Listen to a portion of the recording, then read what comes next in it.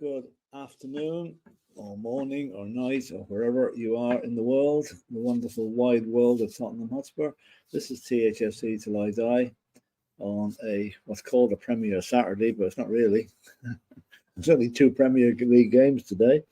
And we're keeping an eye on that and the Championship and the Scottish Cup, which is on today. And I'm on my own at the minute. I don't know where the lads are. They must have had a sleep in last night or something, but Brad and Dermot will no doubt be joining me shortly. And just before we get into the games which are about to start, let's see what the comments are here.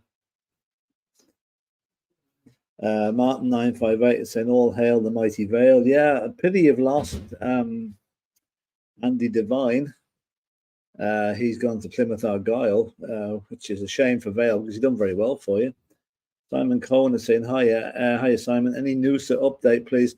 I'm just having a look to see if there's anything. The noises are getting louder and louder, and it looks as if it could be a bit like the Destiny THGE deal, where we buy him and loan him back for the rest of the season. So if we do buy him, chances are we won't see him at the Tottenham Stadium until next summer.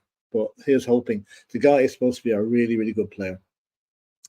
And Daniela's eating, saying, "Come on, Orient. Come on, you Spurs." Hi, Daniela. How are you? I'm keeping an eye on the Orient game as well today. I think if they're playing. And Martin again is "Come on, you Port Vale." Okay. Come on, you PV. Yeah. And Carl saying, "Afternoon, gents. Come on, Plymouth." Yeah, it'll be interesting to see how Andy Devine does now with Plymouth today. And Martin is now saying, "All hail the mighty Argyle." You're moving around a bit, Martin. The Port Vale a minute ago. Now it's Plymouth Argyle. Yeah. There you go. That's all the comments at the moment. As some of you probably know already, the Unmentionables down the road have just done a number on Crystal Palace this morning, beat them 5-0,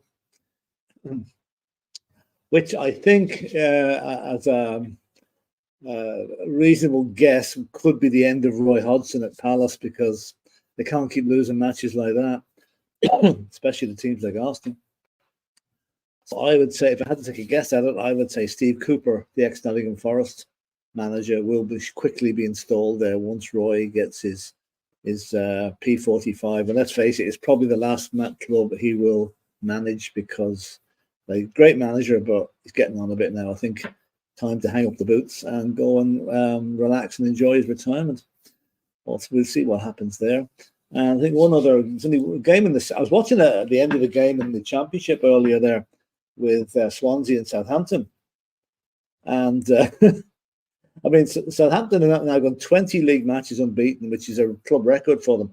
But they were winning 3-1 at half time. But in the last 10 minutes, Swansea hit the post, the bar, and made Bazuma, the goalkeeper, made two unbelievable saves. So that game could have been 4-3 to Swansea in the space of about 5 minutes. It would not go into the net. It was just unfortunate for them. But anyway, good win for Southampton. And they're second in the league now to Leicester, I think. Anyway, let's go back to the chat. There's a few more people joining us. Martin 958, you get confused easily. Fair enough, Martin. I suppose they both begin with P, Plymouth and Port Vale, so maybe that's it. And Carl Simpson, Palace were dreadful, absolutely abysmal. I wouldn't watch it. It's against my religion to watch Arsenal matches, so sorry I didn't watch it. I watched it. I'd rather watch the schoolboys under 10 game than watch Arsenal, to be honest. And Daniel Lee is saying Graham Potter is favourite for the Palace job. Yeah, that's another. I think Potter could be looking for bigger fish than Palace now, to be honest with you. But we'll see. Steve Cooper has been mentioned. Potter was at the game today to watch Palace. Pity he didn't bring his brother Harry and his magic wand along with him. Could have done something for the Palace performance. And Martin 958, I believe in analogies. Potter seemed to go rubbish after he appeared to try to force players to have their jabs. Okay. Fair enough. And just to run down the games that are on today. Now, again, the only other game in the Premiership is at 5:30. I think it's the return of Ivan Toney against Nottingham Forest, Brentford versus Nottingham Forest. And there's some wag put up on the paper last night. Ivan Toney says he's delighted to be back playing for Brentford today in their 2-2 draw against Nottingham Forest. There's a little dig there about the reason that he was banned for doing a bit of betting on the quiet. Let me see what we got here. Okay, in England we have Swansea 1, Southampton 3. That's a result. At 3 o'clock, the Blackburn versus Huddersfield, kind of a nearly local derby there. Bristol City versus Watford. That could be a tasty game there. Middlesbrough versus Rotherham. Norwich versus West Bromwich. Plymouth Argyle with Andy Devine making his debut, I think, against Cardiff City. The London derby between Queen's Park Rangers and Millwall. That'll be a bit of a feisty one, I would imagine. Sheffield Wednesday versus Coventry. Sheffield Wednesday in dire straits. Coventry doing very well. And Stoke City versus Birmingham, who are now under new management after Wayne Rooney got the bullet after 9 matches, whatever it was, some crazy small 15 matches. Sorry. And anyway, that's the games in the Championship, and then in League 2 or League 1. Bristol Rovers versus Blackpool, Burton versus Charlton, Cheltenham versus Carlisle has been postponed. Chris, that saves you a trip anyway. Exeter versus Cambridge United, Fleetwood Portsmouth, Leyton Orient versus Bolton. Good game that. That'll be a tough one for Leyton Orient, Daniela. Lincoln versus Derby, Oxford United versus Northampton, Peterborough versus Shrewsbury, and Port Vale versus Wickham postponed, and Stevenage Barnsley postponed. Wigan versus Reading at 3 o'clock. And I'm wondering, will the Reading fans do another pitch invasion they did at their own place last week? Anyway, Daniel E is saying, if Potter is waiting for a bigger job, to be honest, what top half team touches him after that Chelsea spell? None. He could do a lot worse than Palace. Probably, yeah, possibly. I just think the guy himself may think he's made for higher things, you know. And Martin 958 saying, speaking of energies, England always seem to lose when they seem to do the Colin Kaepernick sanctimonious knee trick and the Henderson armband thing. Germany went bad and they painted the team bus as well. Well, I don't know. The knee's only done it so many times a season now. Colin Kaepernick was standing up for his rights and I had no problem with that. Standing up for his fellow black players, so no problem with that. Is Tanganga playing? Let me have a look and see if he is. I would doubt it because I don't think he's properly fit yet. Excuse me. Let's just see now what is. Pardon me while I look up my little thing here. League Championship. Millwall versus, where are we? QPR. And the lineups are. No, Tanganga is not starting, and indeed he's on the bench. So that's hope he gets a game now. He hasn't played for about a year, but by the sounds of things. Yeah, Simon saying he's on the bench. Daniel E is saying, and Martin, how about England lose because we're pants? Got nothing to do with the conspiracy theories. True. Yeah, didn't like to say it now, but you know, there you are. And Martin again, Daniel E, theories can be true, not conspiracy ones. Not theory. There's a difference between a theory and a conspiracy theory. Conspiracy theory are total rubbish. Theories are not. And Martin again, we have some of the best players in the world. Yeah, doesn't always mean a great team, though. Unfortunately. So let me see. Let me just go into a few of the. If any of you. How is Derm? I was talking about an hour ago. I don't know where he is, to be honest with you. He's around somewhere. He'll be on soon, I would say. We had a very interesting podcast last night, the Cockerel Clock podcast, and we talked about this, that, and we had an agenda for the podcast when we started. I don't think we covered half of it because the thing went off at a tangent, but it was great fun and brilliant interaction on the program. And here he is now. The missing link is just about to arrive, I think. Or there's a blank space where Dermot's name is anyway, so he's coming in. But we have some great things about FFP, the way Manchester City have been getting specialist treatment, it seems. Here he is now. I have to fine you 15 bob for being late, Dermot. Maybe I'll just read out this comment while he's sorting himself out there. Carl Simpson, I think Palace need to sack Roy for Roy's own good. He doesn't look great and getting so worked up in press conferences. I mean, the guy's 75 years of age or whatever, you know. So I mean, he's probably the elder statesman of the game, and he's done a great job. But it's time for him to retire, I think. And Daniel Lee said nothing to do with conspiracy theories when players bottle penalties. Yeah, that's true. I hear Heung-min Son did a Panenka penalty in the Asian Cup today. down the middle, little chips, and he scored. And here they come. The cavalry's arriving now. The bus must have been late, but it's welcome to Dermot and Brad. Yeah, well, Dermot's got to shoot off again, so I'm leaving it with you and Brad for a minute, and then, wow, thank you so much, Don and Cullen. Honestly, I don't know what to say to that. Thank you so much. What currency is that? That's Indian, I think, Brad. Yeah. I think. Oh, right. Philip, you're running the show, so you continue. So you're the man you're the hostess with the mostest. So there you go. Oh well. Anyway, Mary's going to come in the background with little cards for you, like Bruce Forsyth. Yeah, exactly. Cards is right. Do you want to go higher or lower, Brad? Higher or lower. Anyway, how are you, Brad? Anyway. Not too bad, thanks. Not too bad. I had an entertaining evening last night with my manager and one of the other girls in the office. It was my manager's birthday, so I went for a few drinks and then ended up in a little bowling alley type entertainment centre in Shepherd's Bush where they have little karaoke rooms. So we had a little karaoke room for 2 hours. Yeah. No, Brad. I'm sure you were the star of the show, Brad, with your singing, were you? Brad went to one of those funny nightclubs, Philip, where anything goes. That's where he was last night. He didn't. He went to karaoke bar. Now let's keep it clean, though. Come on. That was the other night. That was the other night, Dermot. That was the other night. Was that the other night, Brad? Was it right now? I know. 8 nights a week. He's getting his nights mixed up, Right, Philip. I need to shoot out again very quickly. Do you want to take these 2 super chats and then I'll be straight back to you. Sorry about this, and I'm sorry I'm late as well. I do apologise. That's all right. Donna Cullen, thank you so much for that, Donna. Wagwam, and for Mr. Brady and Mr. Moore. We were very formal there with Dermot and Philip, And also, Donna sent another one, bringing Brad into the equation, Mr. Blue Sofa Songs. There you are, Brad. Let's say thank you. Blue Sofa's still going. Yeah, still going. Yeah. It's I'm taking a little bit of a break until the end of February, but I'm still writing, so we'll see how that goes. Trying to increase my craft, as they say. Good. I'm just looking here. That the Scottish Cup round 4 is on today. Been a couple of goals in it. Motherwell 1, Alloa 0, and Kilmarnock 1, Dundee 0. So Rangers are playing later on. I think they're playing some Dumbarton or somebody. So. And then Celtic have a real tough game tomorrow against a team I never heard of. But anyway. Well, the one game I got my eye on today is in the National League, Eastleigh versus Oldham Athletic. Oh, Eastleigh will be smarting a little bit after getting knocked out of the cup by Newport during the week.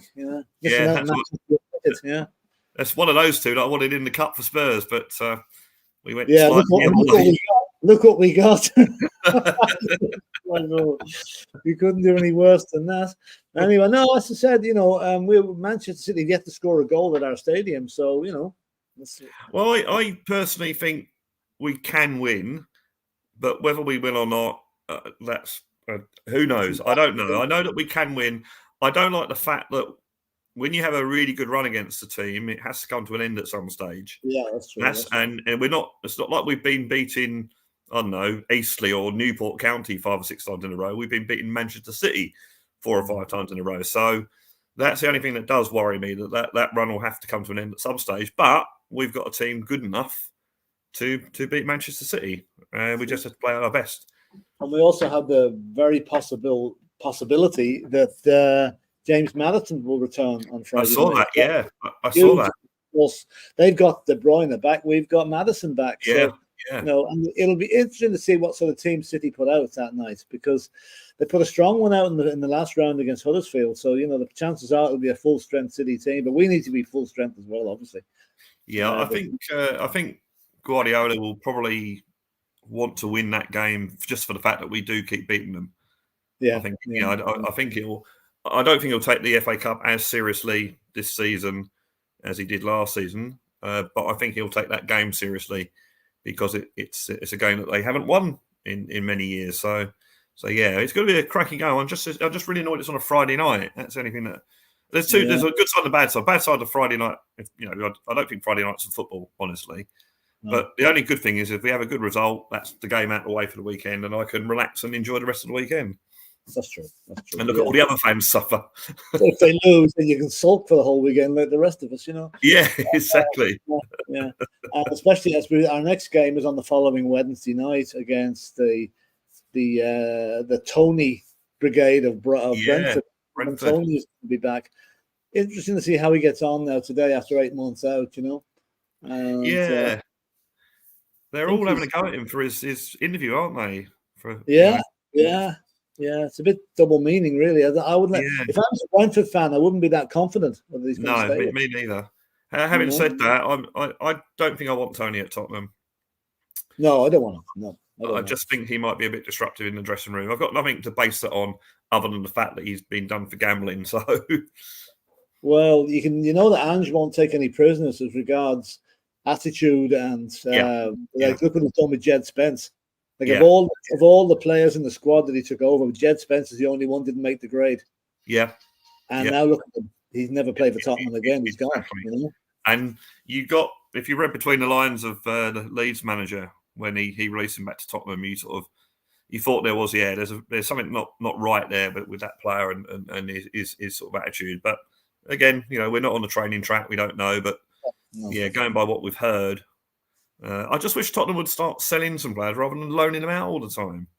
Eric Dyer, we thought we were getting 3 or 4 million for Eric Dyer. Now he's going to walk away in June. No money coming in from it all, unless they got a loan fee from Bayern Munich. I don't know how to. Yeah, because if he's on loan, but then his contract ends at the end of that period. So at the end of the period, that's it. He hasn't got a team effectively. Coming in here in League One, Bristol Rovers 0, Blackpool 1. Blackpool were great against Nottingham Forest the other night in the cup. They should have won it. I missed it. Yeah, I saw the score. MK Dons 1, Morecambe 0, Kidderminster 0, Aldershot 1, Livingston 0, Wraith Rovers 1 in the Scottish Cup, and in the Championship an early goal for Blackburn 1-0 against Huddersfield. So goals are coming in quite quickly at the minute. And as I repeated earlier there before you came on there, the unmentionables down the road 5-0 against Palace. I saw that. But I guess she's quite nice. I guess that you're watching now, Sky Sports as well. I guess that we have to accept the fact that Arsenal are probably a couple of seasons ahead of us, or a couple of years ahead of us in their development, and I think in next season or season after we'll be beating teams like Palace by the same sort of margin. I think we're still only 6 months into the new Tottenham under Ange Postecoglou, whereas they've had 8-9 years under Arteta. Certainly 2 seasons. This is the second season where they, It seems like 9 years. It just seems like 9 years. I think there's a very good article by a player or a pundit that I didn't think had a lot of time for. It's Gary Neville. I was raving about Tottenham's chances in the second half of the season. He said, our players right now, the style of football we play and the way Ange's revolutionised the club, he can see Tottenham having a really strong finish of the season. So my theory on that is, I know Dermot's going to say we're going to win the league and all this sort of stuff. It'd be great if it would happen. But I think next season is vital for us, because what's going to happen in the summer, we're going to get rid of any deadwood that's still around, and players are going to want to come to the club because they see what's going on. Yeah, and we have got the nucleus of a trophy-winning side here, so it's just a matter of Ange keeping it going. And I think what he's done up to now has been nothing short of miraculous. And it's amazing, absolutely amazing. I can't believe how down I felt after last season, the end of last season. And I wasn't the only one, I'm sure, that thought, do I renew my season ticket? And I did, obviously, but I know many people that were giving it second thoughts. And as I said before, that's the first time I've never watched the players do their end of season lap of honour title, lap of dishonour thing. It's the first time I've not done that. I just basically went and headed for the bar, as is my want. But and the fact that I'm feeling now how I felt at the early times of Pochettino, which is probably the last time we had a together club, if you like. So I think he's done absolutely amazingly well. But I was chatting to in the pub I go to after work. The barman is an Australian guy, and he was a Brisbane Roar fan. Okay, and he said, "Oh, he was absolutely amazing at Brisbane Roar when they won the title. I think it's 2 years in a row." And he said he was absolutely gutted when he went from Brisbane Roar to Melbourne, back to Melbourne. And apparently the reason he went back to Melbourne was because his wife wanted to go back to Melbourne. So he actually said to me, if you see Angie, says tell him I still love him, sort of thing. Not his wife, but I still love him. So and he was full of praise. And I think I really believe, and Aussie Paul on Irish Hotspur show and the Hotspur Hippie. Paul, I mean, he was praising him for many years, many months before, and I think you'll find I lived in Australia and I didn't realise how big this guy is in Australia. He's a massive over there. They love him, and that's why I've got 2 of my friends or 2 or 3 of my friends in Australia that support other teams that are following Spurs this season because of Big Ange. So yeah. Yeah, do you see that? They have a big mural of him out in Melbourne, haven't they? Big mural on the wall of him. Yeah. But Brad, we met up, Dermot and myself met up with you at the AC Milan game in March. Oh God, yeah. That was really a low point in my Spurs career. Oh, it was awful, wasn't it? Not meeting you. Sorry, don't get that wrong. The game was. I should have rephrased that a bit better now. But someone clip that. Someone clip that and put it. We were all pretty down after that game now. Because it was such a spineless performance. No jizz about it at all. And but here we are now, 3 months out of the season. Ange comes in 3 months later, and look where we are now. Yeah. You know what? I mean, that Milan game, it was cold, it was wet, it was awful. And I just remember when we're 1-0 down, going into the last sort of 5 minutes, I'm actually sitting there thinking, do I really want to get an equaliser? I just want to go home. I've had enough of this. This is rubbish. And I thought, do I really want to see another half an hour of this? And that was. I don't think I'm the only one that felt that way. It's just so awful. Well, I know we went back. There was a gang of us staying in the hotel out of Stansted Airport, and we all got back to the hotel about 11 o'clock or 11:30 at night. And everybody was sitting in the bar, and everybody had a drink in front of them, but nobody was speaking.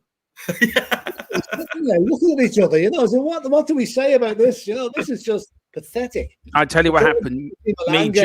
After it, me, Jack, and Dave went to a chicken shop just down from the stadium. When they saw a fight kick off in there, we just went back to where we were staying and thought, we're going home tomorrow. We just ate our chicken and chips, whatever we bought, and just sort of went to bed and sort of got up and went home. Yeah. It was a very sort of anticlimax feel from the 3 days of building up to it and getting excited and Champions League and you go there. In fact, it was a really good couple of days apart from the actual football. Yeah, that's right. Sorry. Right, did you go through the rest of the chat, Philip? No, just a few more to go. Most of them done. We've got this one here. No, this one here, Brian McGuire. Have you gone down that one? Oh, we just got sidetracked now. You might have more transfer. I haven't had a chance to look at much transfer news today. So I haven't heard anything. I'm waiting for a massive update from our source. Also, I'm waiting for a massive update from him on the FFP and Man City as well. What can we use and what we can't use? But we're waiting for a massive update on that. So anytime, as soon as it breaks, we will break it here. Philip's your favourite person on the telly. He looks shaved.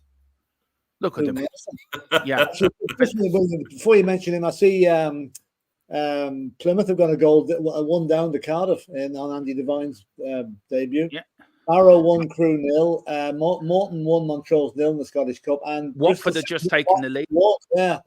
In the Championship. I was just saying there, the Southampton goal led a charmed life in the game against Swansea in the last few minutes. Swansea hit the crossbar, the post, and Bazuma made 2 unbelievable saves. Yeah. Could have turned a 1-3 into a 4-3 to Swansea, and Algeria and Burkina Faso was 1 each. Yeah. Daniel Lee says, I'm from Milton Keynes. MK Dons are a joke of a football club. To get more away fans coming to their ground than actual MK Dons fans. It's embarrassing. Wow. They're not a hometown club. They were just planted there, weren't they? It's probably because they're more or less a made-up team, aren't they, really? I mean, obviously they used to be Wimbledon, but, it's just...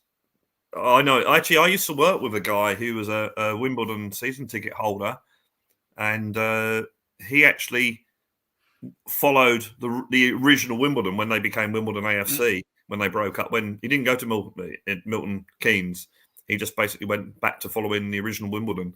Yeah. So, it's a strange one. Are they in League 2 now?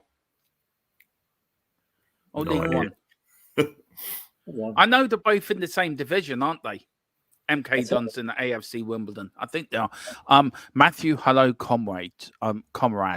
Philip and lead them on. Yeah, I we've see that, I taken see that. distinction Shut of up, a Russian.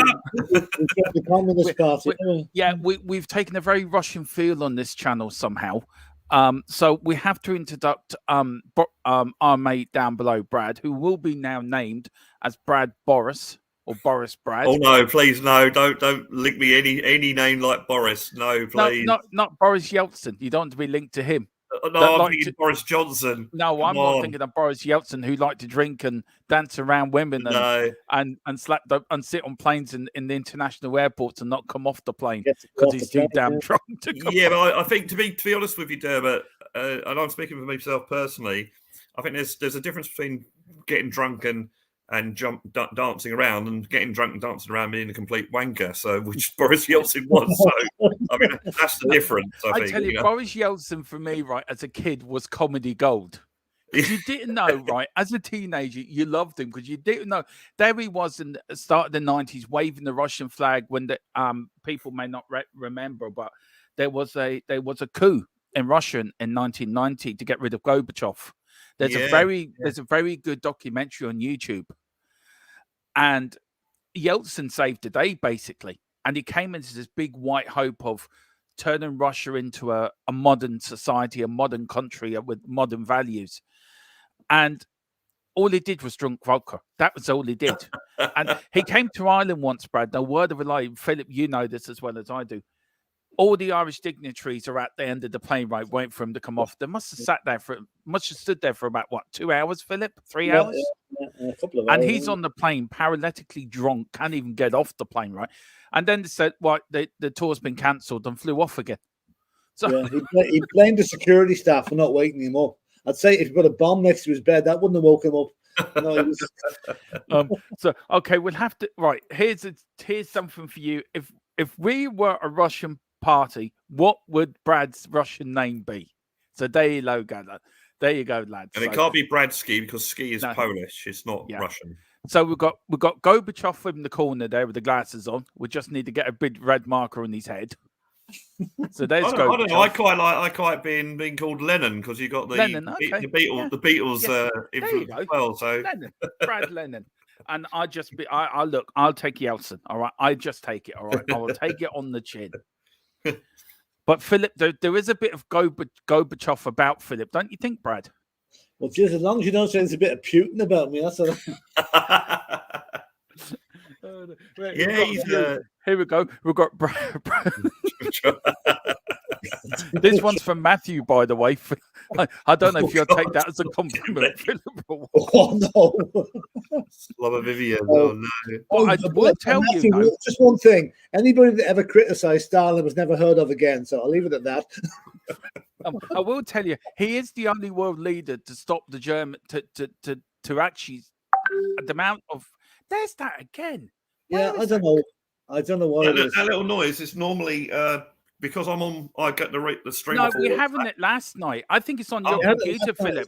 I think it's on your laptop and notifications. Something coming in on WhatsApp.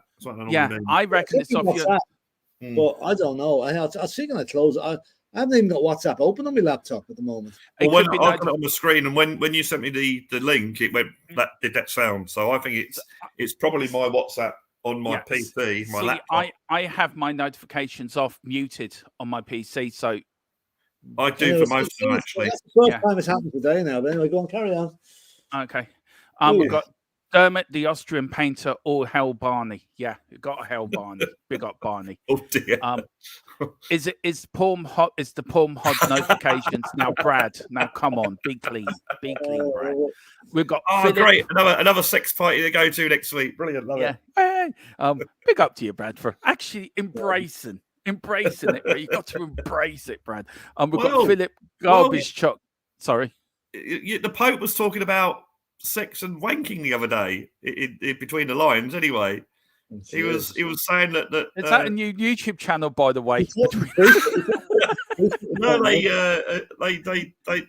was saying about how sex is good for love between two people, blah blah blah, but it could also be very corrupting if it's not to do with love. And he's basically saying that porn and masturbation was like. Someone made the point. If God is watching you while you masturbate, then you're not really masturbating. You're not really alone. So apologies to anyone religious out there, but Can I just say very quickly, it has been lovely doing this YouTube channel with you, Philip. Nice, wasn't it? Yeah, it's been very nice. We had a great run, and Brad's come in within 5 minutes. We've been taken down and banned from YouTube. We will come back again under a new guise called THFC. I shall not offend you again.com. So yeah. Dermot, I have to get the good one here. Brad, this is about the GEA, so this is for Dermot, really, right? Rumor has it that the Mayo GAA was offered big money by a dog food company for the naming rights for McHale Park and Castle Bar. Yeah, but the county board turned it down as they thought Winalot Park was just taking the piss. Did you see they changed the name of the stadium in Cork, Philip? Yeah, Super Value Park in Kiev or something. Yeah. I've never been called handsome before. Yeah, there you go. Yeah, there you go. I'm a bit worried though. It's Matthew saying it to you though, Brad. I'd be a bit concerned there if I was you. I don't know. Well, each to their own, I guess. But and we've got Philip. We've got Philip. Garbage truck. Dermot up truck. We've got another one here for you, Brad Boskachov. Boskachov. That's quite good, actually. We've got here. We've got the goals going in here. Norwich 1, West Brom 0. We've got Dermo Canchelsis. 2 and Barrow 1, Crew 1. Yeah. Blackpool have gone 2-0 up against Bristol Rovers. Yeah. Dembele has not the Dembele. How many Dembeles are there? There must be 50 of them.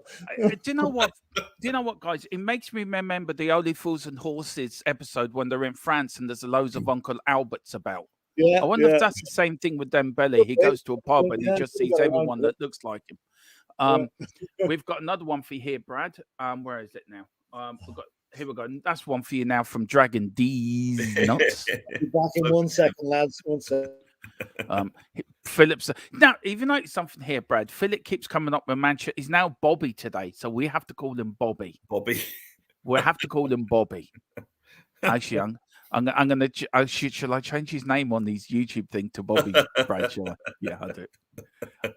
Yeah, go on. Bobby Brady. Actually, Bobby Brady sounds quite good, I must admit. Yeah. There we go. Hang on, I need to put it in capital letters, dude. Just don't tell him. See if he notices. You and me a bit like Top Gear. When they get drunk, right? When we start stitching the other person up. Yeah, yeah, that's you and me. We can blame the chat.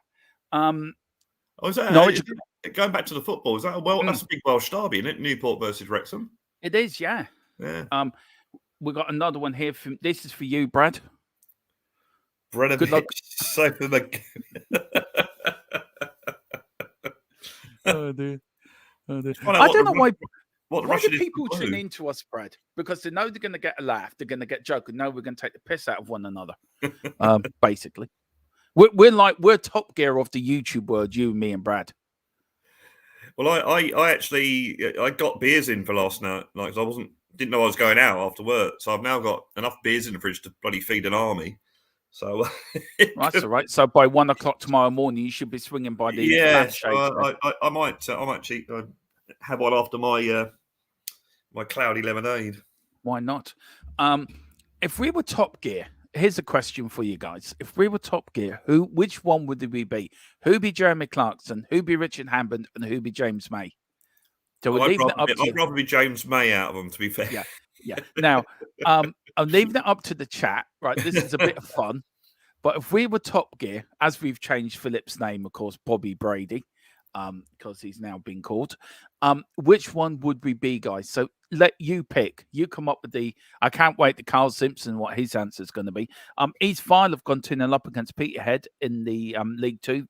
There, Brad. Jonathan Page after 23 minutes. Ooh. Blackburn, Huddersfield have equalised against Blackburn. Crew have equalised against Barrow.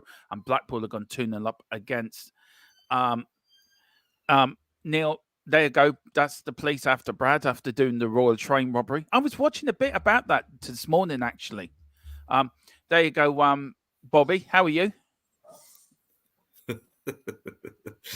You all right, Bobby? Who is so? Well, have you changed my name? I didn't know what you were talking about there for a minute. Yeah. Well, I watched a very funny clip on. I can't remember the comedian's name, but it was. If anyone remembers the Sex Pistols on the Bill Grundy show, yeah. Well, he just does exactly the same sketch, but they're all Hamish. You know, the Hamish that they've had. Oh yeah. It's hysterical. I did ask the chat if we were Top Gear, who would we be? Which characters of Top Gear would we be? Oh, I never watched Top Gear. I never watched it. So you should do. You should do. It's funny. Carl says Brad would be James May, Philip is Richard Hammond, and Dermo is Jeremy Clarkson, and I am the Stig. Well, you know who you are now, but I'd take that actually, Jeremy Clarkson. I like Jeremy Clarkson. I think he's funny. Why we named you Bobby was when you put your camera off, it came up Bobby with the Full-Time Sports Network. So me and Brad decided to call you Bobby. Oh, okay, right. So we're going to leave it up there, Bobby Brady. Just a message to Carl. Just send that to me in my WhatsApp account. Yeah. Well, you wanted to be James May, and your grant was wished. Anyway, look at Stephen Gerrard on the telly. I know that was Stephen Gerrard's twin brother. Anyway, he's at Fleetwood. Yeah. Now, guys, let's talk a bit about Stephen Gerrard and Saudi Pro League. Is that what you're doing, Bobby? Eat the crisp. I know you are, Bobby. Big up, Bobby. Yeah. Bobby Brady. There's a ring to that, isn't there, Brad? It's Bobby very Brady. good, yeah. Yeah, it is. Yeah, I see. Me and Brad come up with a lot of things, you know. I can't go away for 2 minutes to get my name changed. Yeah, well, we did ring up the Irish authorities, and we have got it done by D-Poll now. You are known now as Bobby Brady III.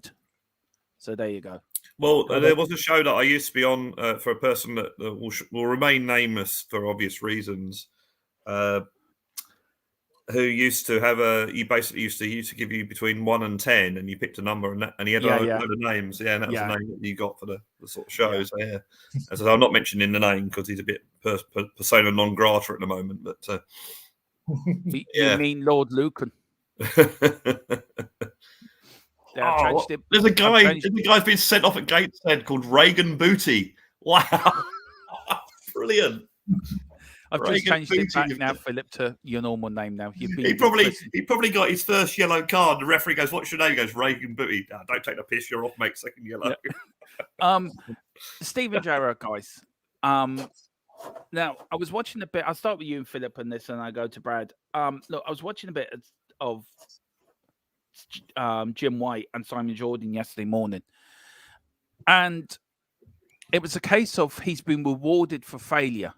That's because he's got a new contract. Philip, has he been given 15 million reasons to stay in Saudi Arabia? He's saying it's great for his life. He's learning about himself, and it's a great new experience for him and his family. And is he just reading off the script, or has he been rewarded with failure? He's been told, say nice things about us, and we'll reward you.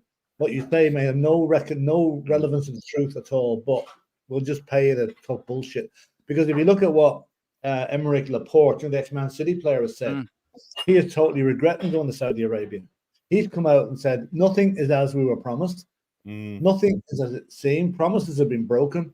We spend 3 hours a day getting the training in the traffic in Riyadh, which is unbelievable, apparently.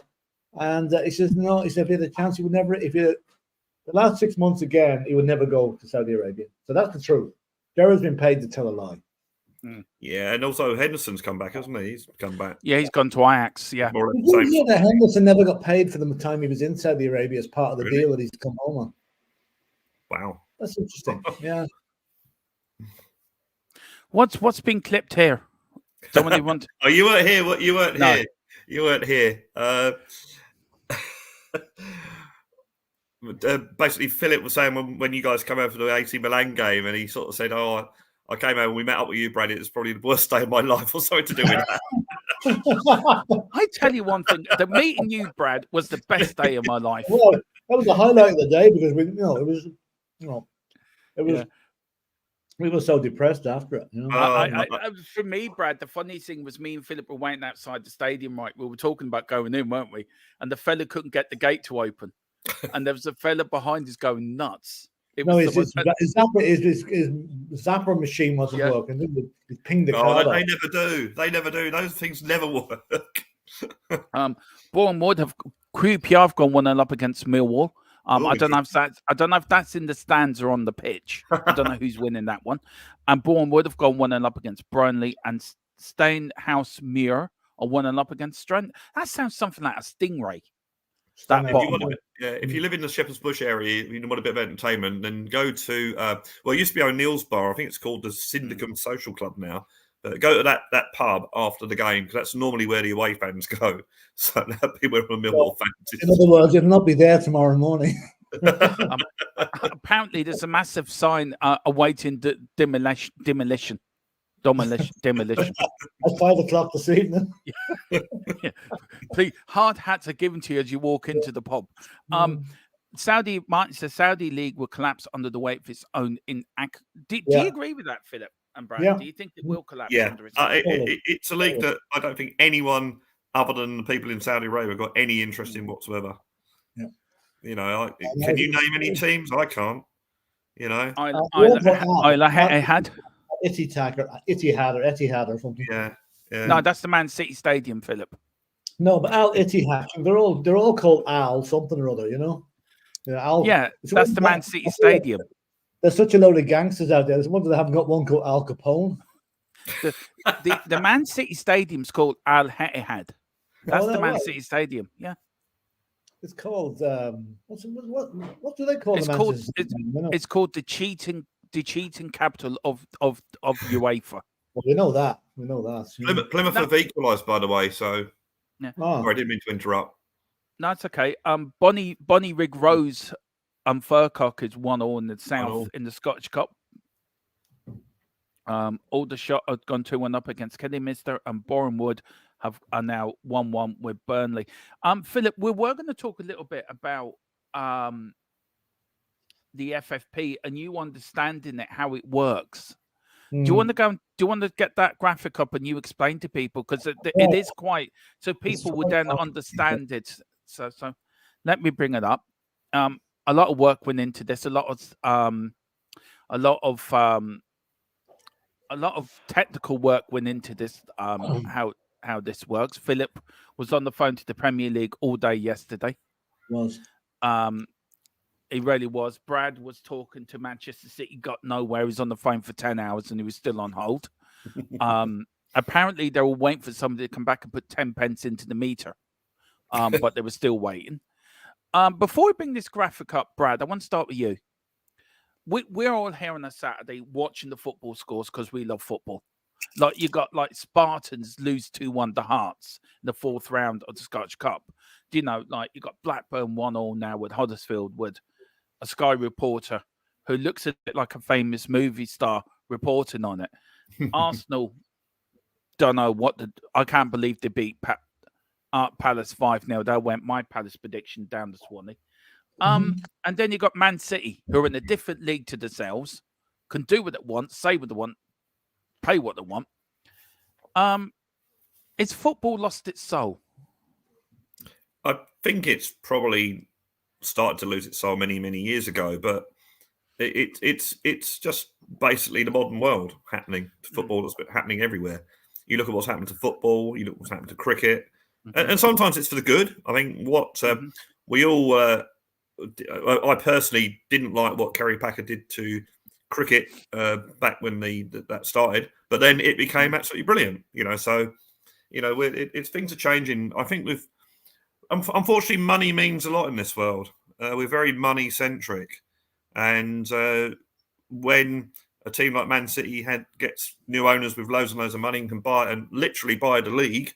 Let's face it, they were back in the old League One many, many years ago, and they literally bought the league and all their success. But I hope that personally, I hope that that if they've been done for financial fair play rules, any financial irregularities. God, try and say that when you had a few beers. Any sort of financial I can't say it when I'm sober. Any financial irregularities, and throw the book at them because it's not good. It's not fair on all the other clubs. But then I would have a bit of sympathy because I think, well, what would Tottenham be if we were in that situation and we were winning stuff? We'd be loving it, absolutely loving it. So. You do have to feel about again, it's the football fans that suffer. You look what's happened to Everton. It's not, are the clubs suffering? No, the fans are suffering if they get relegated because of losing 10 points. And it's always the way, isn't it? The people at the top they will never suffer. They've got enough money to cover it. So I think football lost its soul many, many years, or started losing its soul many, many years ago. But you know what? People that are born now and start watching football, it'll be something that's totally... They don't know any difference, do they? Yeah, they won't know any different. It's like I feel quite privileged, even though I don't like being the age I am. But I feel quite privileged. I've seen go from a TV with 3 channels to being able to use my mobile phone to do anything virtually. And I've seen that. Think of Paul Phillip. He went back from watching 1 channel to what he's got now. Bless him. And sadly, I hate to say this, sadly, there are kids that will start watching football now, and VAR that'll be the game to them. They won't know any different. Look, Philip, look, I can't. Look, I made it. What did I say the other day, Jimmy? What was it, Jimmy Tarmac? I said the other day. I did. Was that the FA Cup? He's on mute. Look, he's so unprofessional. No, somebody muted me. I didn't do it. I didn't mute you. Why would I want to mute you? You're the voice of reason on this channel. Stop me talking. No, you're like the president. You're like the president of the United States on this channel, a man who should not be named. Not one of them anyway. Don't mention President Reagan. You remind me of Reagan. I could see Philip there already speak. Mr. President, tear down this wall. He'd be like going to Arsenal. Arsenal, just go back to South London. Tear down this pitch. That was the biggest speech in the 80s, wasn't it, from Reagan when he stood by the Berlin Wall and he said, it wasn't. That was. Would you say that's one bit of history, Philip, we can look back on, right? I think, God, I remember where I was when that was said. Oh yeah. Do you know something? Just for not for a laugh, but I happened to be in Berlin on the 25th anniversary of the wall coming down. Oh right, wow. What a weekend that was. Unbelievable. It was really brilliant. You couldn't get moving in the place. It was just so busy. And, I thought you were going to say you were there the day the wall came down. Oh no. Did you hear who they sourced out to do the demolition work? McAlpines. McAlpines were sourced out to do the demolition work. Apparently they couldn't get anyone, so they got Del Boy and Trigger to take it down instead. Oh, right, nice. Yeah, Rodney got lost somewhere around France for Grandad and Uncle Albert. I was living in Australia at the time, and me and my mate Dave and his sister Gail were coming over to England on holiday. Yeah. And we included a free flight to anywhere in Europe. And we looked at Germany. This was in 1988. And we thought, well, it'd be really good to go and see the Berlin Wall. And then we thought, nah, that'll be up there for many, many years. Got many flights to go and see that. So I think we went to Amsterdam, which is pretty damn good, I have to say. But the following year it came down. But I have been to Berlin back in the 2000s, I think. I have to say, at that time, I know it's like now, you could tell the difference between the East German side and the West German side. Yeah. You're coming in on the train from the old Schönfeld airport. Yeah. You come east to west, and the further west you go, the better the housing got. Yeah. Go. Sorry, I have to interrupt you. Wigan, it was Newport going 1-0 up against Wrexham. Wrexham are now down to 10 men. Ooh, so Wrexham are 1-0 down to Newport, a Welsh derby there. Sorry, Philip, I didn't mean to interrupt you there. I was in Berlin. First time I went to Berlin, went on one of these tours, these walkabout tours that you take. And it took us into this car park in front of an office, in front of an apartment block just on the eastern side of the border. And we said, what the hell is you bringing us here for? It's only a car park. He says, do you know where you're standing now? And we said, no. You're standing in the very spot that Hitler's body was burnt in 1945. Oh, wow. And everybody's looking like that. You know, Jesus. Apparently, sure? they were standing right over the site of Hitler's bunker, which has been filled in with concrete to stop it becoming a shrine to neo-Nazis and whatever. But that's where it was, right underneath. But then 100 yards away, there's just another quick story about this. There's a memorial to all the Jews that were slaughtered in the Holocaust, right? It's a series of big concrete slabs. You know, it's like different irregular sizes, quite unusual. It's like a maze. But anyway, Berlin has a terrible graffiti problem. If you watch, but there's graffiti everywhere in Berlin, you know, and they thought, hang on, this is going to be an absolutely target for graffiti artists, so we're going to have to do something about it. So when they built the monument, they put out a tender for someone to provide a coating that would stop graffiti sticking to it, so graffiti wouldn't be able to be made on it, you know. And the company that won the tender to do that was the same company that made the Zyklon B gas that was used in the gas chambers. Oh, Jesus.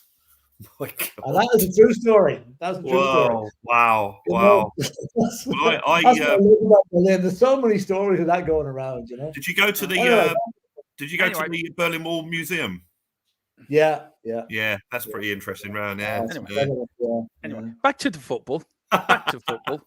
That is an amazing story. It's the Hitler bit. You sure he wasn't going to jump out from behind the corner or something? There's a quick one also on that. Whenever they were renovating the site to build that monument, they found a bunker under the site. Oh.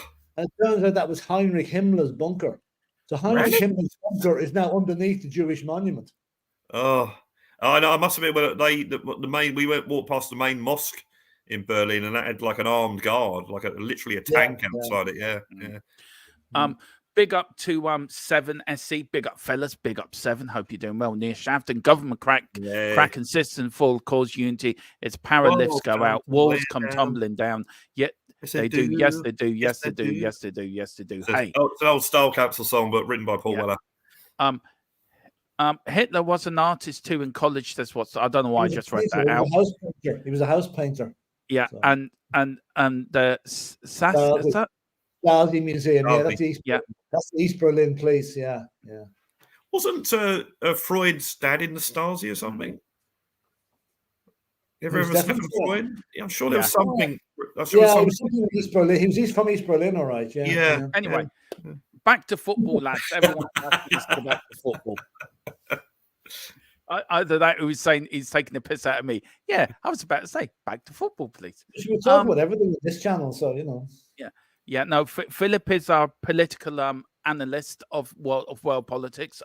He's very good at his job. He gives views on everything from Barney the dinosaur leaving West Ham to Del Boy going round the roundabout. You're the expert on Barney the dinosaur. Hey guys, a very good series on it's on probably on iPlayer now. On the Union, the British Union or the whatever, done by I can't remember the guy's name. But it's really, really good. I've got one episode to watch it. Yeah, if you like your history. Right. Just Kidderminster 2-2 against Aldershot. Patrick Thistle are 1-0 up against Ross County. Livingston have equalised against Wraith Rovers. And Newport are still 1-0 up against Wrexham. That's a big shock for me, but that's a Welsh derby. Results today, PHILLIP. Arsenal 5-0 winners against Palace. Didn't I tell you to win well that game well? They were going for a draw.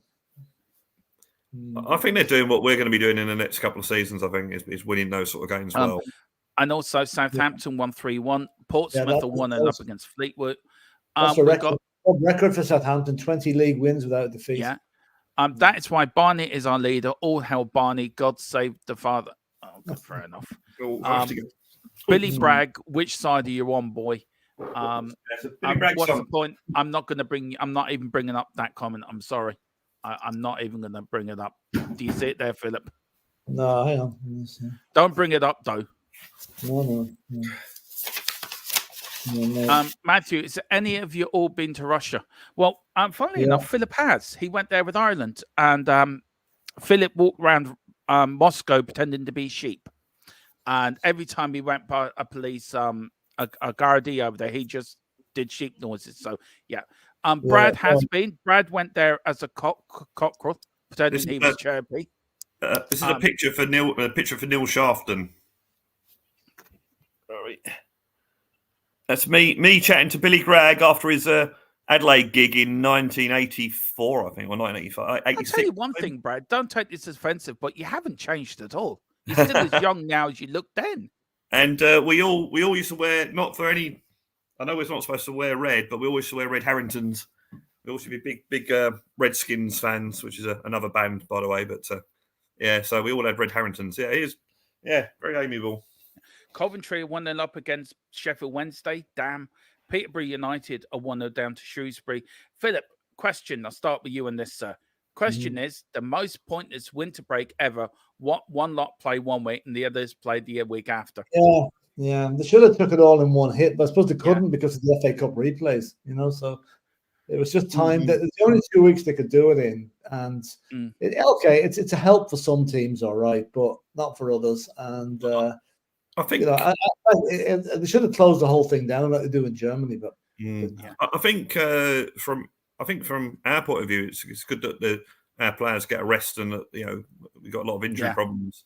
But the problem is you have this sort of forced rest, and then they'll go back to the friendly internationals where they'll be playing 2 or 3 games a week. So it's a bit funny, but it's probably come at the right time for us that we've got time for injured players like James Maddison to have an extra week to recover, and also a chance for them to he's given them a couple of days off, go and see their families and that. So. Can I please just read this out? Welcome to the live chat, everyone. But remember to guard your privacy and abide by our community guidelines. Yeah. Thank you. There you go. Philip's looking at it going, yes, well said, Dermot. Yes, well said. He's thinking, what a load of bollocks. I can agree with Ed M on this, but St. Petersburg is gorgeous. Beautiful city. Now, I don't want to sound silly. That St. Petersburg, is that... Russia. Yeah. And that's what used to be Leningrad, Stalingrad, that sort of. Yeah, I forget whether it was Stalingrad, Leningrad, I think it was. It's the museum there is absolutely incredible. Big T said from Man United, is he holding a kitchen light bulb or an early light soap? Who are you on about? Big T says, I can't type and God in my privacy. I just know why I brought that up. I saw it in the chat and I just had to bring it up. It's the weirdest thing to put up. I think Big T has just won the internet today, I think. Or he's broke down the internet. Any Inverness CT are 1-0 up against Glasgow. There's not really a lot of goals around, is there, Philip, to be fair? No, not really. No. That's what we're talking about, Russia. Yes. Guard your pride. I knew that was going to go somewhere. It's nuts, isn't it? Absolute nuts. It just came up in the chat, and I don't know why YouTube put it there. It just suddenly just come up. They must have heard something. Somebody said something. Well, you know what I've found on Twitter now, X, is that it's called why. I've actually, this has happened twice. I've replied to or done a comment saying that a certain person is an idiot, and when you hit the post, it comes up with a note from Twitter saying, "Do you really want to post that?" Now, shall we now get back to what we were going to talk about half an hour before we got sidetracked with Berlin Wall and forgotten what you're going to talk about now. Yeah, with Berlin Walls and Philip flying around half the world. Brad meeting superstars, looking like he did then. Now you haven't changed at all, Brad. You have not changed at all. Yeah, hopefully I'm growing old. You've still got that youthful look you're about you. Growing old disgracefully, isn't that right, Brad? Yeah, that's it. Yeah. Me and Philip do it. Well, Philip does it quite. Philip is the king of that.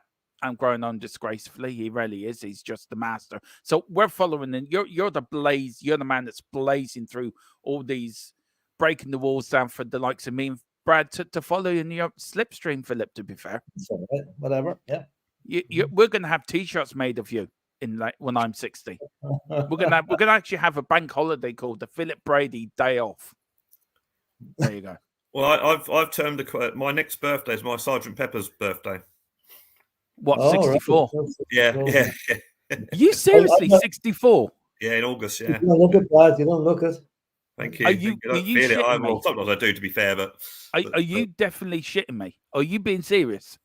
sadly, I am being serious. You Yeah. don't look 64, Brad. Thanks. I don't feel it. I sort of, yeah. As I say, you know, Absolutely. I'm still a child. I still love watching Thunderbirds and stuff like that. You know. I mean, I was saying to Philip when it said, "Look, Philip, I'm not going to say your age, but I said to you at the time you didn't look your age either. I was shocked when you told me.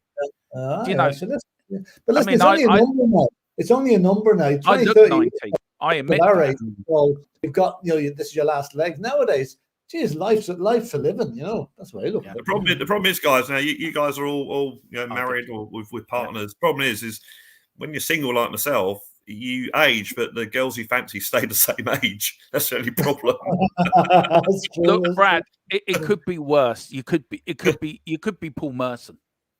Yeah, true. Yeah, that's it. You know, you could be. Talking of which, he's on the screen now at the minute. I got a t-shirt. I got a t-shirt made. It's got retired. I'm technically retired, but I'm not retired. Retired under new management. That's the wife.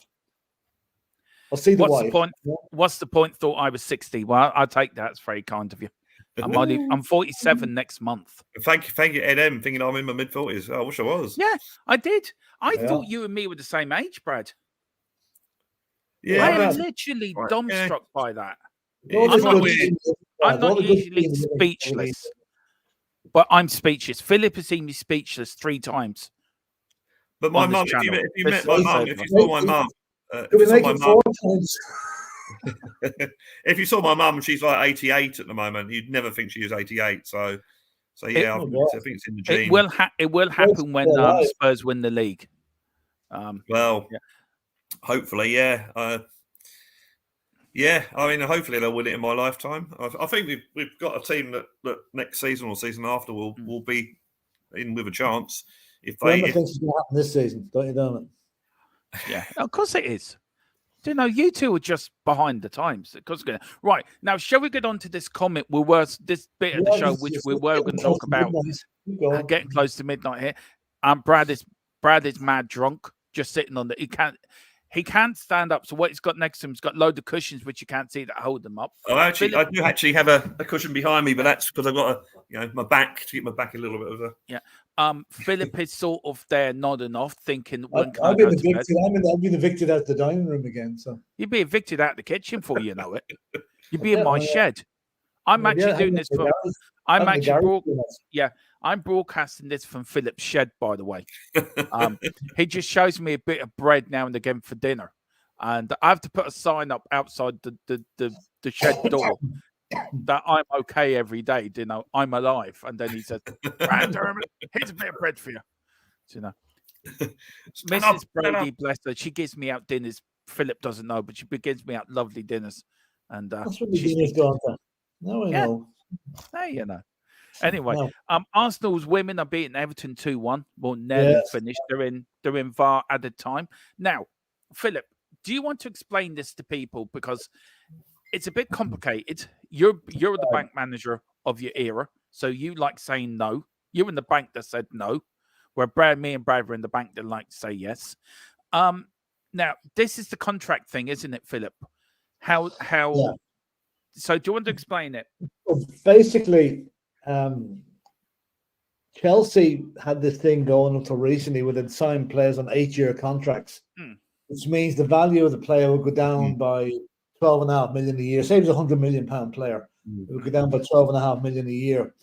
Now that's been vetoed now, and the thing is coming in. The transfer fees can only be amortized over 5 years. So let's take it from year one, right? Look at if you say this player is costing 100 million, right? Okay. Now, after year one, that value goes down to 80 million. After year 2, 60 million. After year 3, 40 million. After year 4, 20 million. So at the end of the 5-year contract, it's gone back to zero. That's the way they show the value of the players in the club, which means basically the asset's depreciating by a fifth every year. Okay. Now, you can see on the other side there, the last 20 million per year. So in other words, the end of year 5, the transfer fees wiped out completely, and the player's worth nothing in the books. Now, each club is allowed to lose on footballing activities only 35 million per year over 3 years, which means a total of 105 million. And it's worked out in a 3-year cycle. Now, Everton are claim to be in breach of that, right? Although Everton dispute that. They say they've only got, I think, 85 million they say they've lost. And the Football Association is claiming they've lost far more. So that's why there's an appeal going on against Everton because of the discrepancy, if you like, between the two calculations. Now, in a case like Tottenham, the income from the likes of the rock concerts is not counted.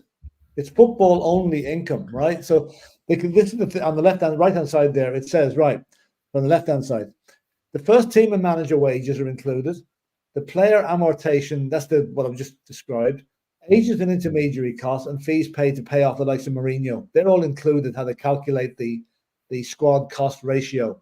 So what they do is they divide the day-to-day income with incoming transfer player and manager fees and any other transfer income against what they've spent on the top part of that. So that's how they get that. Now, clubs can only lose 15 million of their own money across those 3 years. Now, where does the other 20 million come from? It means the owners or the managers or the investors have to put up the rest of the money, which is called secure funding. So they're essentially bankrolling the club to keep the club solvent, right? So it means that in these circumstances, the Premier League requires clubs to submit plans every year. Like they have to submit their accounts by the 31st of December each year for analysing. And that's how Everton have come a cropper again, based on their 22-23 accounts. Let me see if I missed anything else on that. Do you want me to move to the next one, Philip? Yeah, I want to move on, yeah. Okay, this is the PNF. This is PNF. This is what the FA are. This is the FA. Can I just say very quickly, Philip? This is the Everton timeline from their appeal. Yeah, that's right. Yeah. Okay, January 15. All charges have been confirmed. So we thought yesterday or a few days ago there might be some more clubs involved in this. It appears not. Well, why haven't they been announced yet? Because they can't. I'll tell you afterwards why. There is a reason why. It's just another Manchester City hearing. We know the date, but we're not telling you. Anyway, 15th of this January. All charges are confirmed. Clubs have 2 weeks to respond. Maybe that's why they have the 2 weeks to respond. So that means by the 29th of January, we should hear who it is. April the 5th, hearing must be completed. I suppose the hearings go on between now and the 5th of April. 12th of April, whoever's listening to the various hearings have to make their decision. And the clubs then have 7 days to appeal. So by the April the 19th, they've got to put their appeal in. The Premier Season League finishes on May the 19th, and the appeals must be concluded, which means the appeals go in by the 19th of April, and the appeals panel has until the 24th of May to either uphold the appeal or say that the punishment stands. Or sorry, uphold the punishment. Which would be interesting if a team gets relegated because of the points deduction. And this is why it has to be done by the 24th of May, because they have to get the league tables done or the fixtures done for the following season. It's a very tight timeline, but I'm sure the Everton thing is going on at the moment. I'm sure it's going on in the background now. But tell me, is it because of the 2 weeks to respond that it hasn't been made public who the other clubs are? Yeah, what it is, I can't really say a lot, Philip, because as you well know, who we use. We don't want to know the name of the clubs, but I'm just saying. I just want to give why I can't say the clubs, because I've been agreed to an NDA and I'm waiting to get the go ahead. Look, there's a lot of appeals going in. There's a lot of accounts being looked at. There's a lot of clubs that haven't yet been charged, but are going to be charged. So this is a very complex, fluid situation that's happening at the moment, guys. Look, for the Everton thing, look, Philip, I sort of agree with what you're saying, but I said to you last night that Everton would rally 250 million over the line. There were 350, and then they took into account COVID, and which they can't now from next season, can't take that into an account. So they were well over the line. Everton, they're claiming otherwise, though, aren't they? They're claiming otherwise. Yeah, well, they're claiming they're trying to claim what he didn't take him for the new stadium. He didn't take him for other things which they can't bring in. If they start bringing that in, then Nottingham Forest. I mean, that's another. I think Forest are worse off than Everton, because they were 2 years within the championship. Yeah, And if well, they were you're within the only championship, allowed a lot less if you're in the championship. yeah, but Your they lot would loss have, is they would have, 15 they would, million, I think. yeah, but they would have got done in the championship anyway, Philip. So They wouldn't have done it all, you know, if Brennan Johnson had gone to Brentford in June. They would have got away with no, it. that's the thing. Yeah. It was him because he stayed. That's how come Forest have now been caught. Look, it's going to rumble and rumble. I think this bottom date here, Philip, the 24th of May, a couple of weeks after, well, a week after the league finishes, I think that's going to be very, very interesting to see what happens. Because if Everton lose their appeal and the points bring them down and say Luton stay up, will Everton then sue the Premier League and sue Luton? It's a very complex. It's going to roll and roll it, and I think the Premier League in itself has pushed themselves into a corner over this. I really do. I think it's a bad idea. The idea in principle is a good idea, but it's being executed wrongly, if you know what I mean. In my opinion. And the bottom line of it is, where's Manchester City in all this? Yeah. Now this is the Everton thing here, Philip. You know, those two regulations which play a major part in the Premier League, the decision to hand down 10-point deduction to Everton when first sent the Premier League their PSR calculations for the 21-22, they claimed their losses were allowable. Exclusion only amounted to 87.1 million. The authorities disagreed on what could be left out of the PSR and said Everton's losses had to amounted to 124.5 million, almost 20 million above the allowable total. That dispute looks to have plenty more legs in it when Everton appealing the decision in December, and the appeal board will be appointed to hear their case, though a date is yet to be set. So my question to you, Philip, with all of this, is FFP a system that is destined to fail?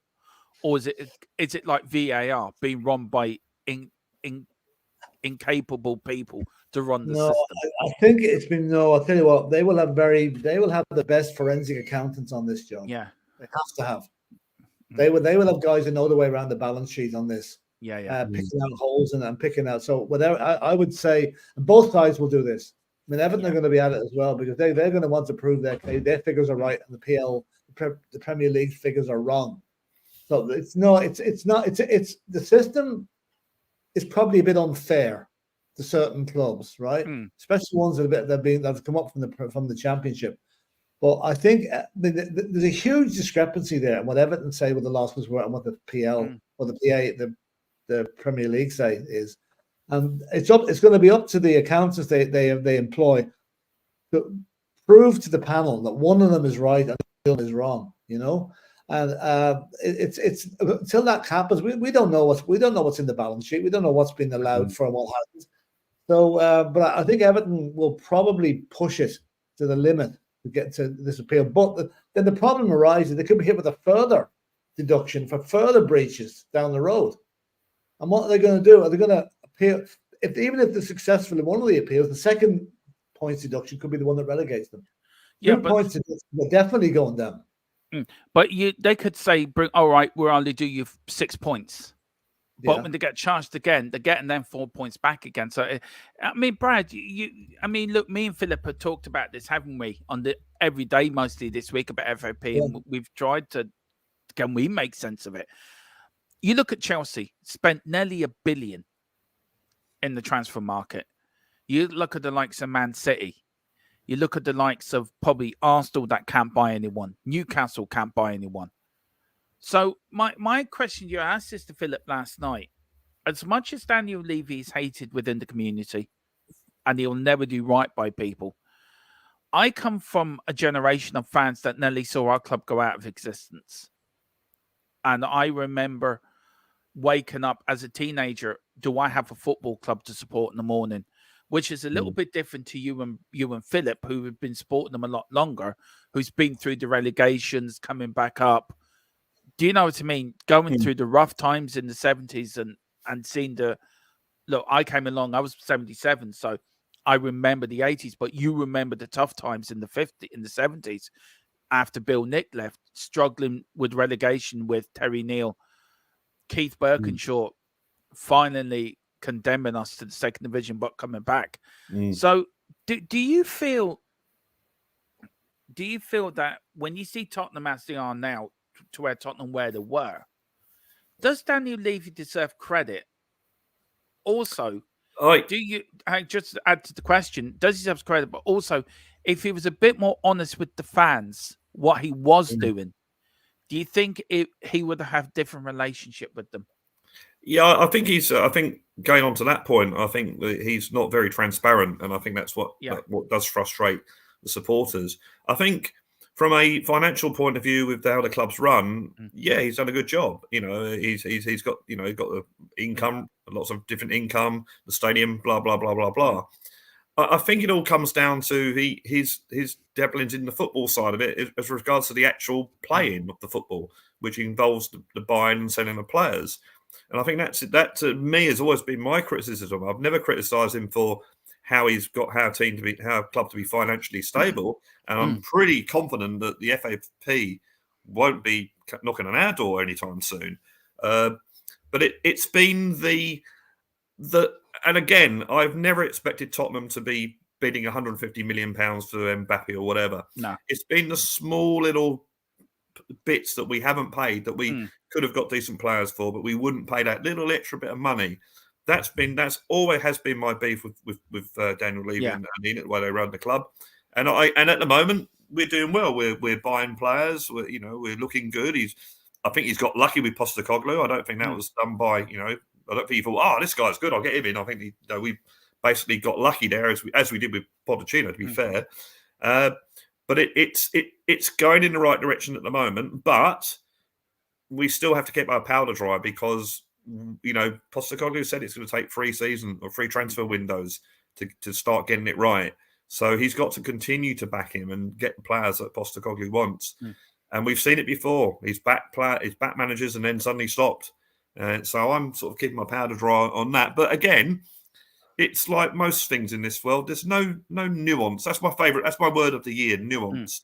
It's like you're either Levy out or pro Levy. What's in between? I'm in an area. I got criticised the other day, Brad, didn't I, Philip? I got criticised for I was Levy out, and then I got criticised for having this opinion of staying in the middle, didn't I? And well, I mean, that came from a person who would be, if Levy wrote him a check for £1 million, he still found fault with him. So I think there are some people that will never ever give up on Levy. I mean, look, when it comes to, I think Trossard, now you could argue whether he would have been a decent player at Tottenham or not, or whether he's been successful at Arsenal or not. But the fact that he was put up for sale for 25 million and our first bid was 12, that's the joke side of it from my point of view. But was that more him, or was that more the? I mean, Paratici has to take an awful lot of credit, Philip, hasn't he? He's reorganised the scouting network. He's reorganised how we do our business in the windows. So does he deserve an awful lot of credit? Yeah, he does. Even though he's not full time now, he's only on a consultancy basis. But look, but if you notice, nearly all his transfers have come from Italy, where he knows the game like the back of his hand. He knows where to go for the players. Like, I mean, when we took in Vicario at the start of the season, a lot of Spurs fans were we should have gone for David Raya. I know we never heard of this bloke. Are they still saying that now? No. So we've got to give Paratici an awful lot of credit. He spotted a few gems. Like Debusin is another one that's come in under the radar with a lot of clubs. 21 years of age, absolute baller of prospect. And that's to do, as you quite rightly say, Philip, it's to do with the scouting. Yeah, we've actually getting that right now. And we'll seem to be getting that right now. It's not the days of Steve Hitchen are long gone. Thank God. And I think that my main criticism of Levy, he seems to don't see it until the last moment, and then suddenly brings things in, and then suddenly realise, we got to do it this way now. And I don't know. Let's see how we go in the next couple of. I certainly from the financial fair play point of view and how the club is run financially, which may be a bit boring because we're not spending billions on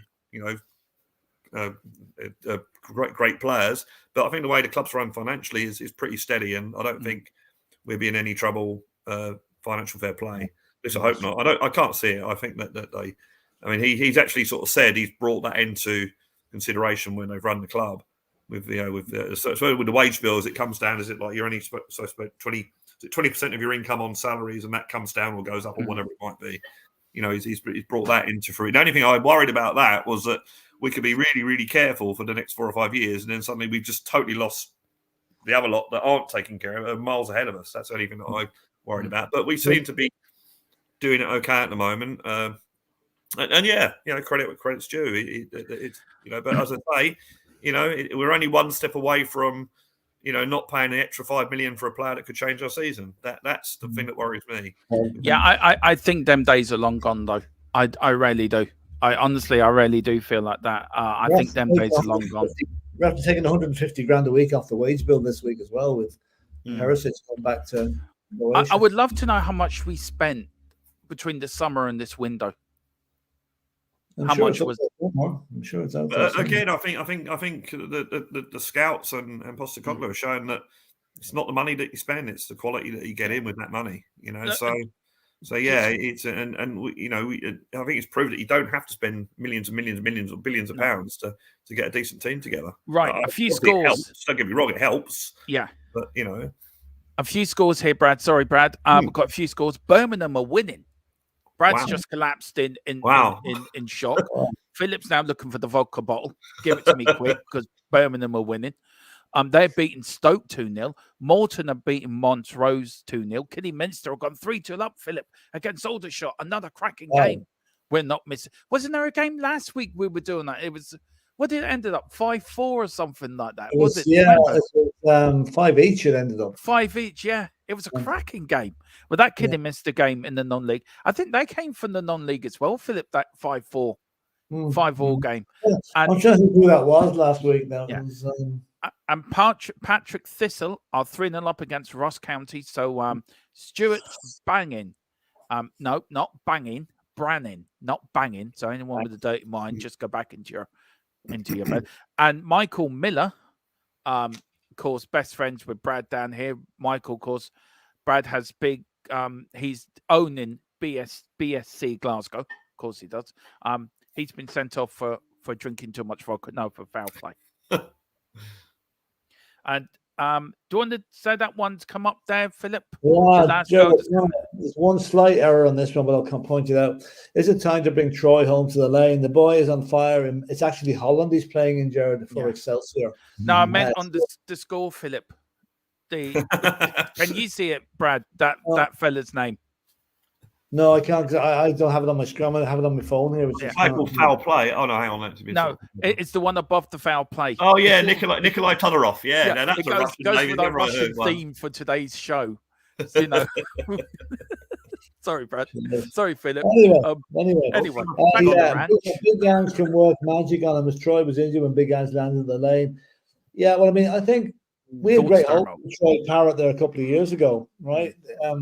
For those of you that might not know, Troy had extracurricular activities apart from football that's kind of dragged him down a little bit, but he seems to have got his act back together again now. And I'd say that's his last chance to learn. If he can do very well for Excelsior in Holland, he might have a chance back at the lane, back at the Spurs ground.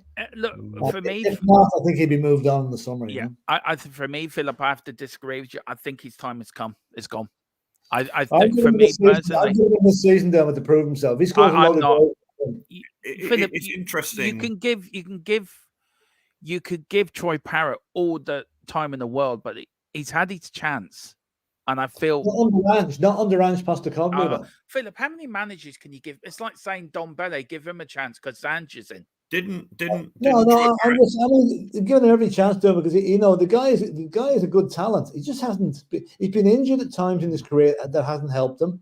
His other things going on which didn't help him either. But I would say if he does well this season in Holland, I think Ange will give him another chance. If he doesn't do well, he'll be moved out.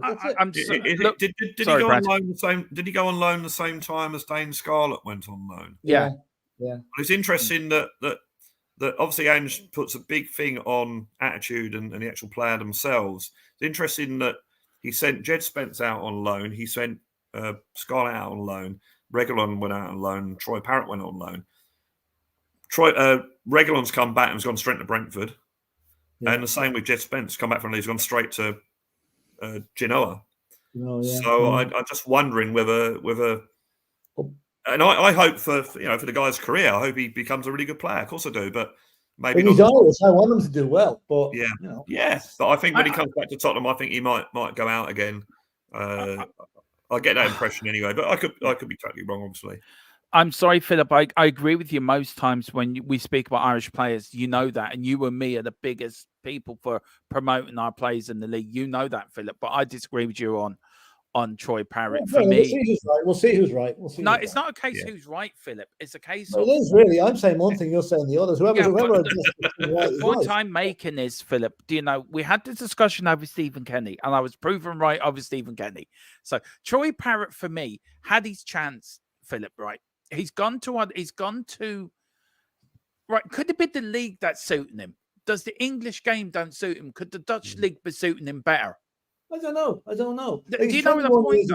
You're writing him off at 21 years of age. He's not 21 years of age. No, I don't think anyone's writing Troy Parrott off.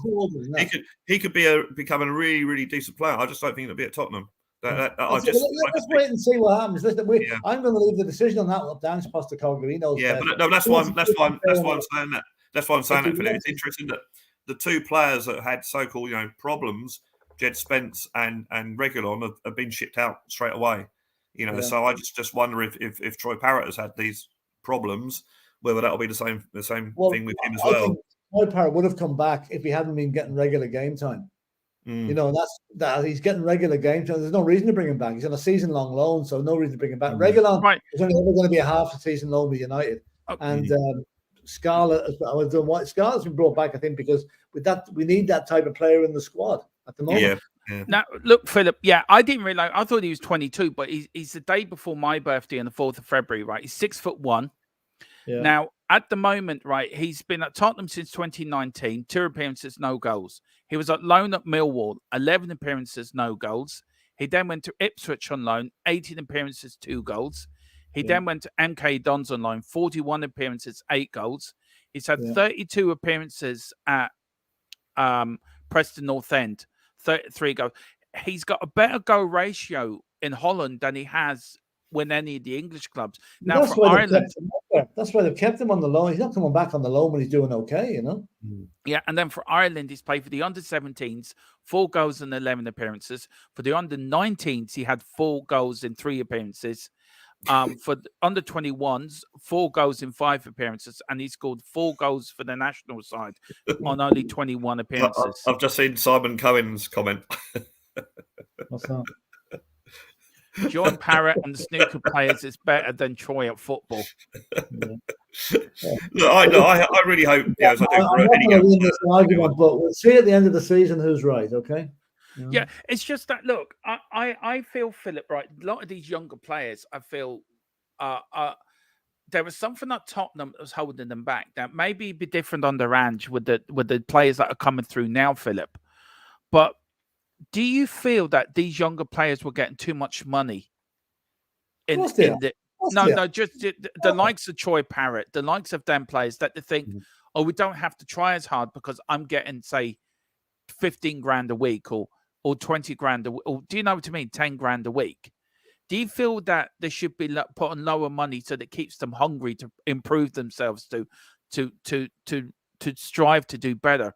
Right. If I reach 30 goals this season, my reward is an extra 500 quid on my wages. No. Do you know what I'm getting? Yeah, but I don't agree with it. Those players, they're professionals. They've got hunger. They want to do what they want to do. They don't want to be earning 15 grand a week. They want to earn 100 grand a week. That's what they're aiming at. So put them in 5 or 6 grand a week, and they're gonna play the same whether they're earning 5 or 6 grand or 15. They want to be earning the big money, and that's what their performances should. In most cases, their professional pride should make them try to achieve a much higher salary. Yeah, but you look at going to do them any good, Yeah, you look at the class in '92. Fergie had. This is you can't compare the money they were on. No, right, Philip. Just let me make my point. The Fergie in '92, right? When he brought them in, he had them all on the same money, low wages, and it was all done by if you do well in the first team, you would then get a proper wage like the rest of the first team. Do you feel that I say it before? A lot of these young players are on too much money, Philip. 17, 18-year-olds are on 10 grand a week. I mean, that wouldn't that if you were 18 and 19 now, Philip, on 10 grand a week, would you feel that would go to your head? Do you feel it goes to some players' heads very quickly? We know the problems Troy Parrott's faced in Ireland with he's been connected. That was nothing to do with his wages, Dermot. That was no, but the point is, it has in a way, Philip, because he was on big money and he was sort of a celebrity. Does that also attract its own dangers as well? That can take your eye off the ball if you're trying to make it as Dele Alli's a prime case, hangers on ruining his career. Troy Parrott's been through that. He can come out the other side of it, right? So I think let's give him a chance. I want him to do well. If I had to take a bet on it, I'd say he won't be playing for Tottenham anymore. But he's got to be given the chance this season to see what he's done. Now, as regarding young fellas 17 and 18 on 10 grand a week, my blame for that is agents. It's the agents who got those false figures up there for young fellas. They go to the club with the next best thing. It's right. I've got a real good talent here now, but I want 20 grand a week. Some clubs, okay, fair enough, we'll give it to him. He mightn't be worth half that, but the agents keep up their false wage structure. Until they do it properly, that's going to keep going. I just hope that we're all going to see this team that's developing, because we've got Ashley Phillips playing for Plymouth, who apparently is doing pretty well. And the really great news I thought this week, at first I thought he's come back to play for Tottenham, but it was the fact that Alfie Devine came back from Port Vale and has immediately gone from League One. Are they League One, Port Vale? League One to Championship. Yeah, and has immediately gone to Plymouth for the rest of the season. So I think that looks that he might be a player that in seasons to come will be in the Tottenham squad. Alfie Devine will.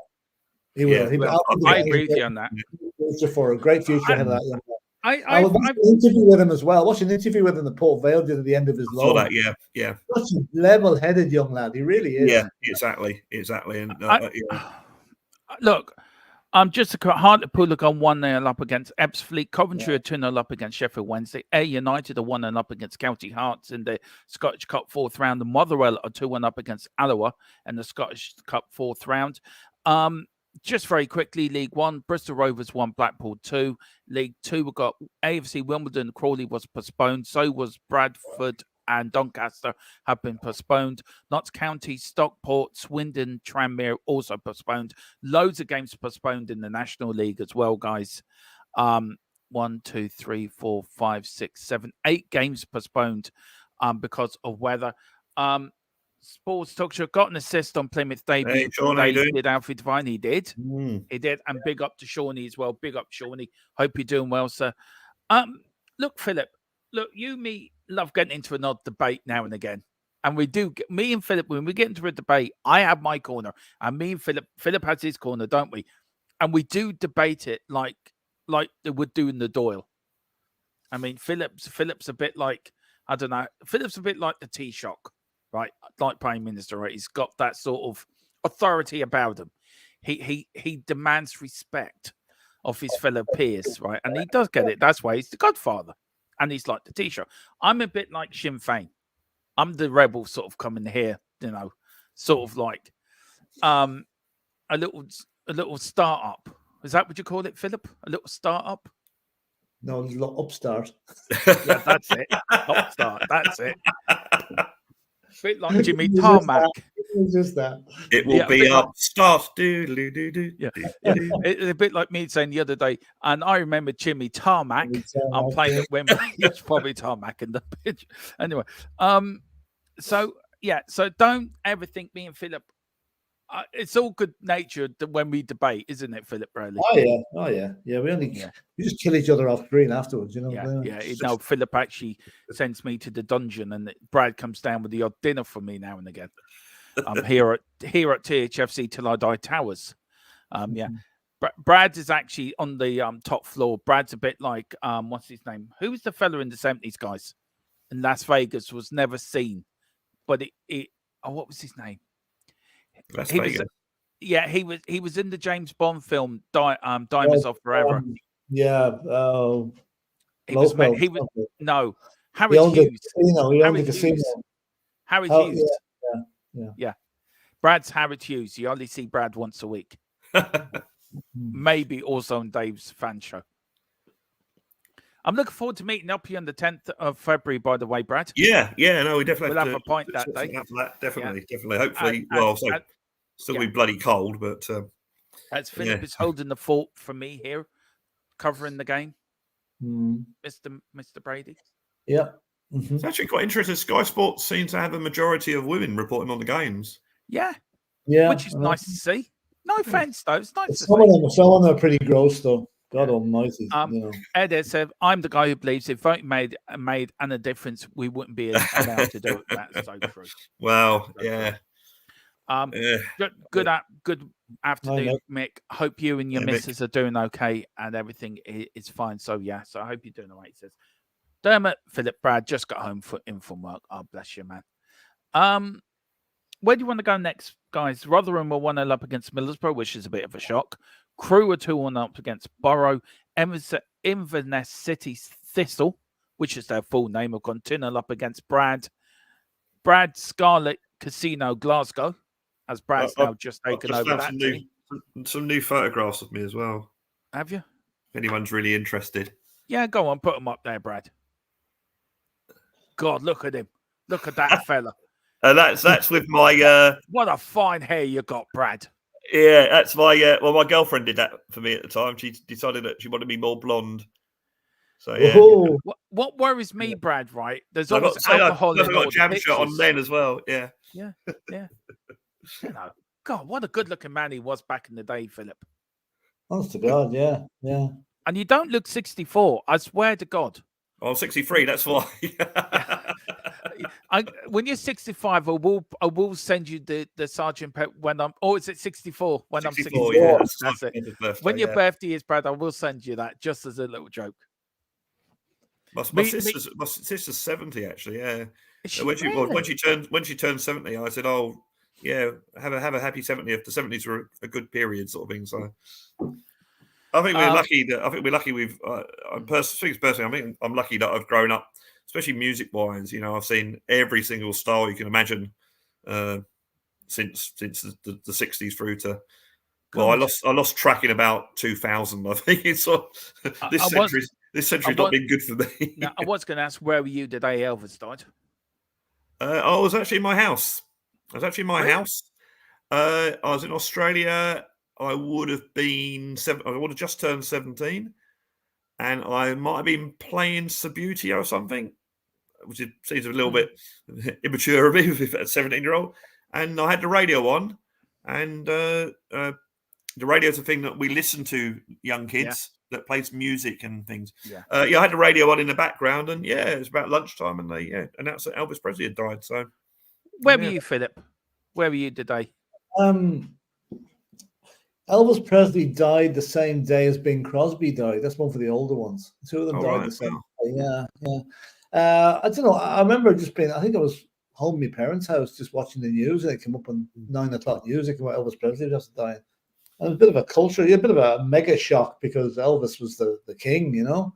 And then as the read the details of his death came out, a bit more shocking, you know, the way he was found and everything. So it's sad that I saw. Look, I'll be honest with you guys, and I wasn't a huge fan. I was sort of I'm from the punk generation, effectively. So it's like, you know, I wrote a song about mourning against Elvis fans and, you know, sort of thing. But in later years, when I come to see, you know, what he did and how they treated him, and, you know, and Colonel Tom Parker was a bit of a, well, I won't say what he was, but yeah, and how he, you know, they just basically drove him to the limit, really. What Brad is trying to say, he was a wanker. So excuse my language. Well, a bit stronger than that, to be fair. But and it's good to see people in the chat who are older than me. Big up, lads. 66 for Simon, 66 for Mark, Mick. Wow.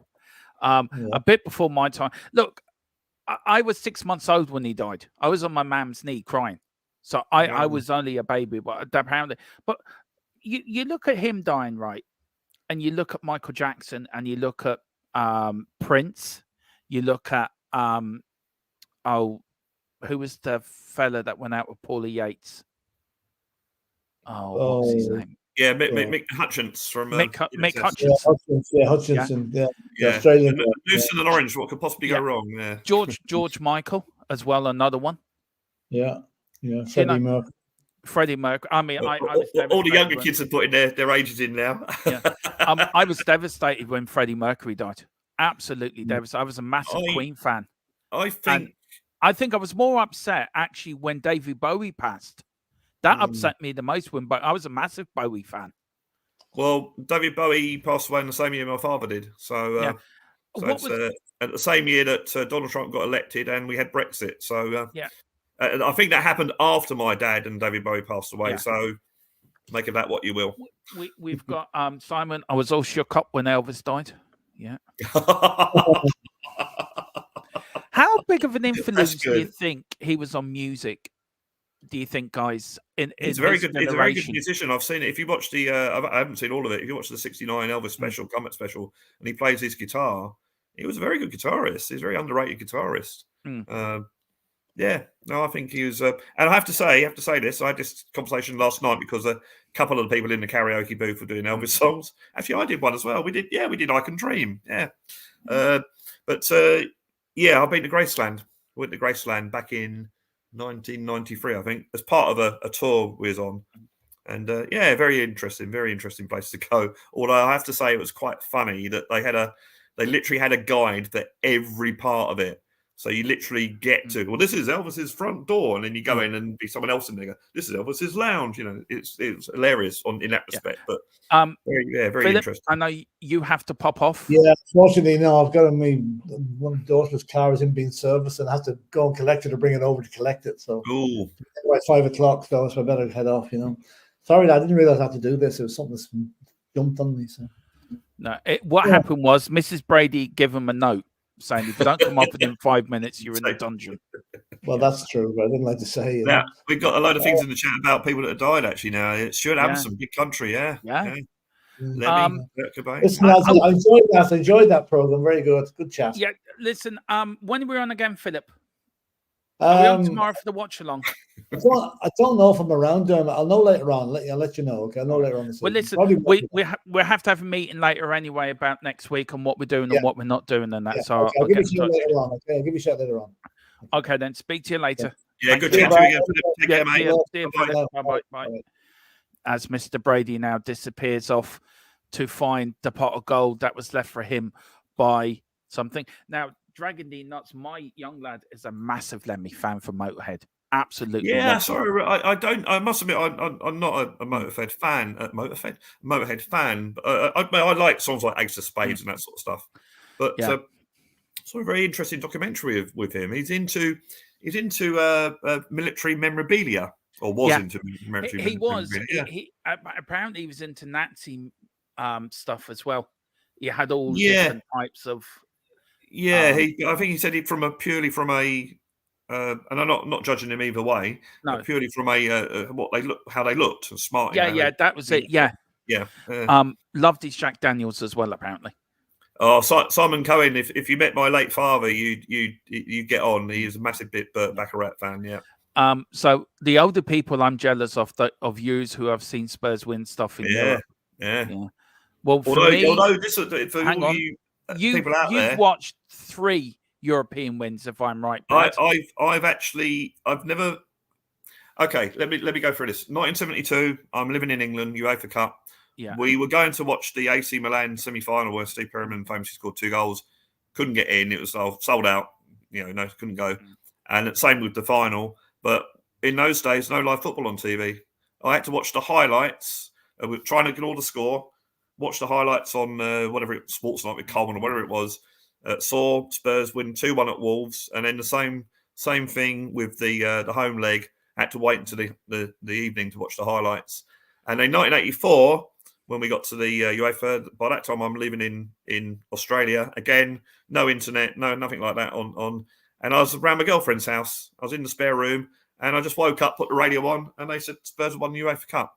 So yeah, with Tony Parks making that penalty. So you've lived through 3 Cup wins.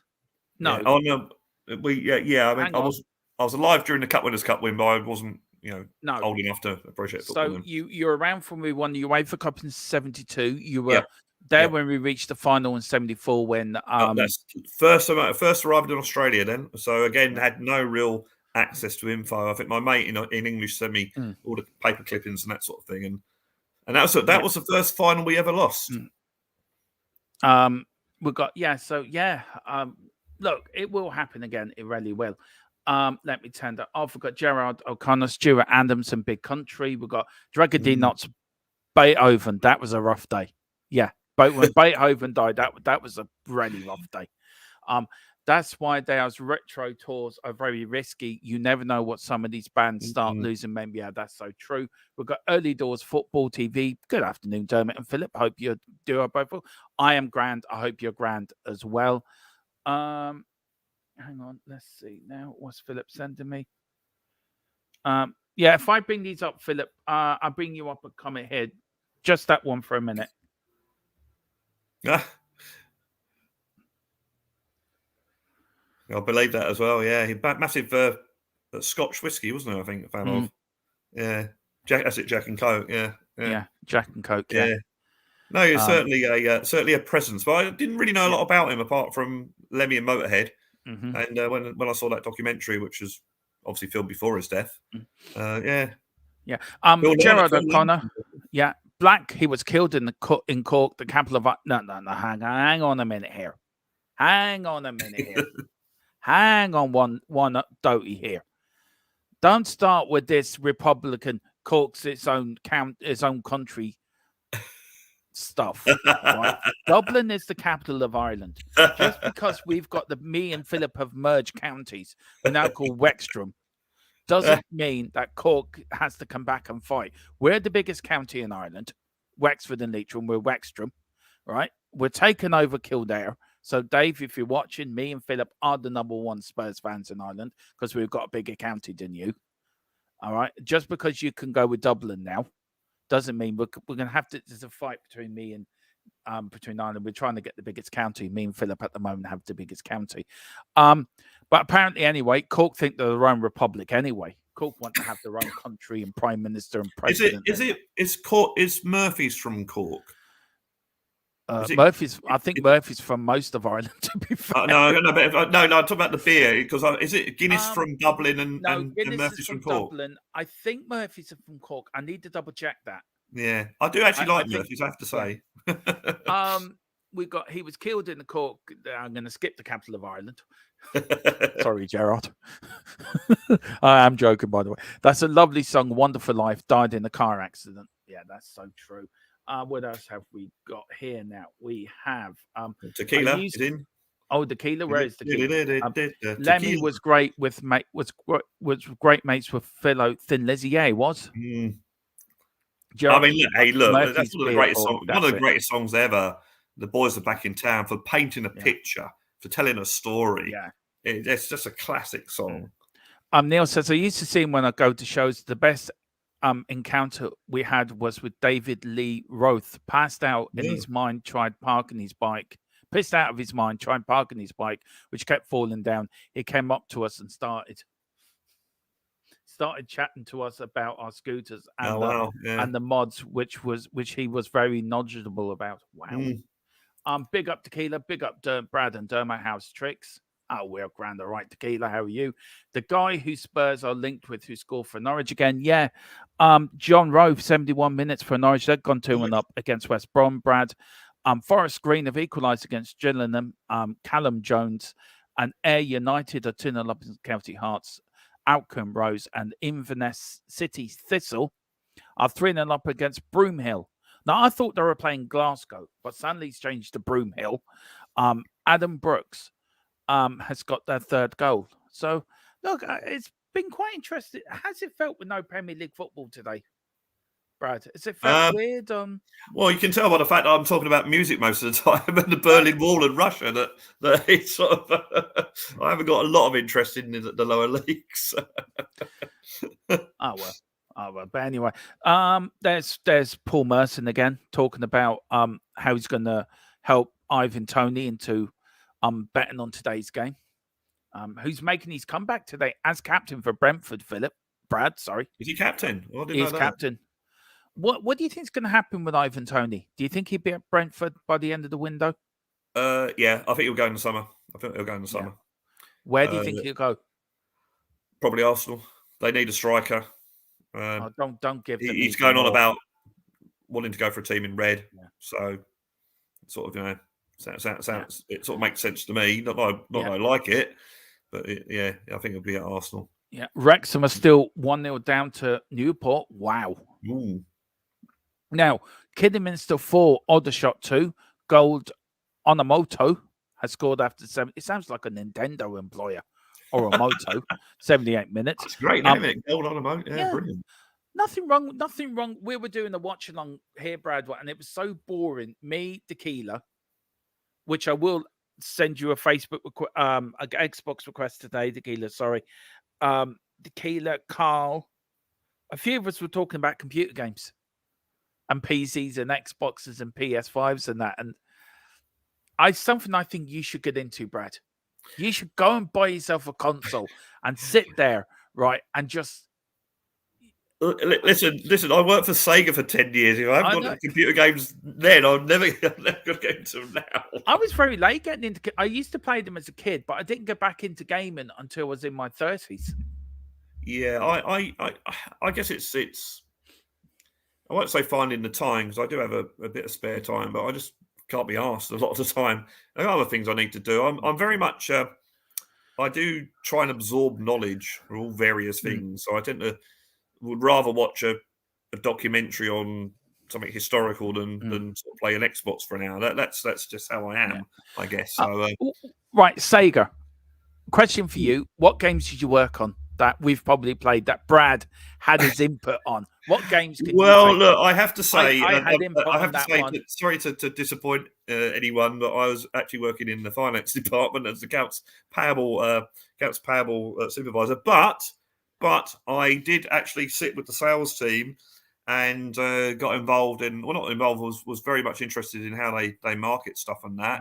And I knew some of the developers. We had a place down in, not Hornsey, down south somewhere. Working with the sales guys was very interesting where they a Football Manager was the big game at Sega. Yeah. That was a big one. So everyone was behind that. I know the guy, Miles Jacobson, one of the guys, it was him and a couple of twin brothers that created it many years ago, basically on a spreadsheet. So, I knew Miles and that sort of with Football Manager. So I was very much, when they used to release Football Manager, that sort of thing. I knew the guy who used to do a lot of the designs on that sort of stuff. And interesting to note, they did a World Cup. It wasn't a World Cup edition of Football Manager. It's just a different cover when the World Cup was on. And it was the one in Brazil, I think. And they had a Brazilian player on the front in the Brazilian shirt, the yellow top. Yeah. And apparently they had to use a different shade of yellow because the yellow that is in the Brazilian top is copyrighted. Really? So they had to use a different shade of yellow. Here's a fact which is absolutely useless. Did you know Brazil will never wear a white top? Yeah, because they got beaten, didn't they, in the World Cup? That's why they got beaten in one of the World Cups. That is the most useless bit of information, but it's true.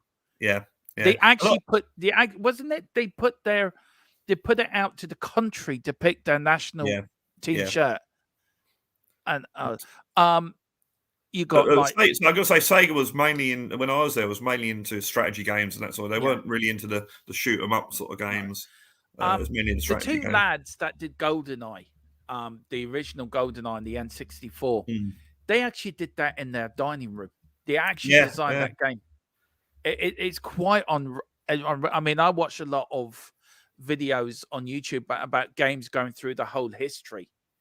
And it was like watching the Batman games from how they started when I was a kid to now. I mean, I love my Batman games. Absolutely adore the Arkham series. And it's taken me 6 years to complete Arkham Knight. And I still can't complete it because there's so many side missions and you have to go. It's just, I love gaming. I absolutely adore gaming. I didn't get involved in how you played it, but I found the actual marketing side of it and that side very, very interesting.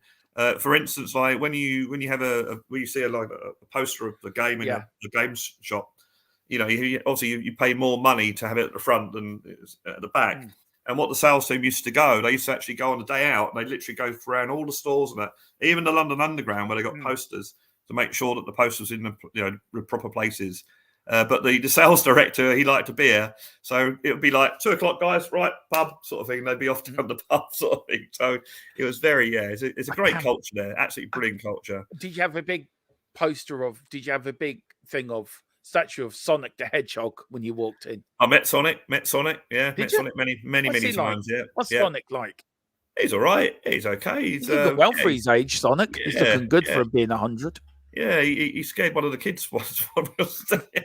This one of the guys brought his little young I think it's a young daughter, and he goes, "Oh look, there's Sonic." He went, Tequila's asking, did you cover Alien Isolation? Yeah, well, I not personally cover it, but I remember when that came out. And I'll tell you what, we used to have the place where they have not the BAFTAs, but I think the BAFTA headquarters in central London used to have the end of year financial year thing. We'd all go down there, and they all this big display, and then you free food and drink sort of thing. And they actually showed the trailer for Alien Isolation. It was just about to be released. They showed the trailer, and they had all the lights down and on the big screen, and like being in a big cinema. And it's like watching a horror movie. You seriously thought they think, "Oh, gee, it was amazing." Yeah. Was there really that much? I mean, I've watched documentaries in Nintendo and Sonic really at each other back in the day in the 80s. Was there really that? Is it really that competitive? I know you worked in sales, but was it really that competitive in that sort of arena? Just very quickly, sorry, Brad. Motherwell have gone 3-1 once again. Our crew have gone 3-1 once again. Borough. QPR are 2-0 up against Millwall. Well, we all know that pub Millwall going into will not be there after the game. I think with Sega, they if I could be Sega at the time, I know it used to be Sega and Nintendo used to be the big rivals back in the day. I think when I was working at Sega, I think they're very much. I'm not being nasty. Probably more of a championship side than a Premiership side. But they used to be very interested with that sort of stuff and how they used to do things and used to be there when the game would come out and get like the various reviews and the meta score, and they all come to meta score. And I remember when the one that was the big one that went down, it took 5 years to make, was not Alien Isolation, the one before that. I can't remember what it's called. They tend to forget about that one sort of thing. But no, they did very well. Football Manager would always be top of the charts when it got released. First week, always go straight in at number 1 first week in. And they used to have Football Manager used to sponsor the countdown clock on transfer window day on Sky. On deadline day. I love playing Football Manager. I just wish one thing that gets me a Football Manager is I just wish they would make their graphics when the games are happening, playing a bit better than they do. But look, I can actually remember being a kid and going into a pub in Ireland, right? And there used to be a table. And there used to be it used to be a normal table with a glass sort of over the top, and there used to be a console within the table. And he used to either have Pac-Man, or what was the other one? Do you remember the other one where you were a ship and you had 1, 2, 3, 4, 5 sort of barriers you can hide behind? Oh, sort of. Space Invaders. Yeah. And then ping pong. I remember my first game I got on my Commodore 16 I got as a kid was ping pong. Well, they with Football Manager, they really, there's a lot of research went into it. They tried to make it as realistic as they possibly could. They had people all around the world that used to basically watch the various leagues, and that's when you get the player ratings. They literally used to scout players. So it'd be people that had the knowledge of football. I used to pay them, these people all around the world. So they had every single league that's covered. The only one that we didn't get until later was the Bundesliga, and that's all to do with copyrights. But they had all these people going for any league you can possibly think of and rating the players, so that when you go into Football Manager and you want to sign this player from, I don't know, Bikini Faso or whatever, you'd know exactly how good this player was and how he was rated. But yeah, it was a very, very interesting place to work, I have to say. But yeah, the research I did on Football Manager, it's, in fact, a friend of mine in Australia said he thought it got too realistic. It was too complicated in the end. But they brought a lot of things into that. Yeah. But no, it was great. It's great work in there. And you're right. I was looking at Tequila. They were making consoles that was back in the day. That was back in probably early 2000, 2001, 2002. And I did actually find a picture. Sega were shirt sponsors of one of the Tottenham under 18 teams. Yeah, there were. Yeah, because they couldn't. That was when we were sponsored by Holston, because they couldn't put a beer sponsor on right. It was underage. So yeah, so they were sponsored by Sega. Any big results that have surprised you today, Philip? Brad? QPR beating Millwall, I think. Yeah, because they've been really rubbish lately. That'll please my little mate Stuart. Will probably going to go there. I think. That's a very surprising result. Neil says the metal handheads were huge, but the football game, that was a bunch of American football figures, which felt ball, which ran off electricity vibrating the field, so it felt like you were playing. Wow. Anyone our age remember Escalado, the horse racing game? Was that on? It was like, was that a bit? I think I remember it. You had the little were they in sticks? Yeah, you had little horses that are made out, I don't know, of China or whatever. Yeah, and you had a little green strip, and he rotated it. It basically shook the thing, and they went along sort of it. It's brilliant. Yeah. I remember as a kid, right, we had this football game, and it was like it was built like a football stadium. It was red and blue, because I think Liverpool and Everton were the most popular teams at the time, so it was red and blue. And used to turn the knobs. I decided used to run by batteries, turn the knobs to play football. So it was like an updated version of Sabutio. But Scale Electric for me.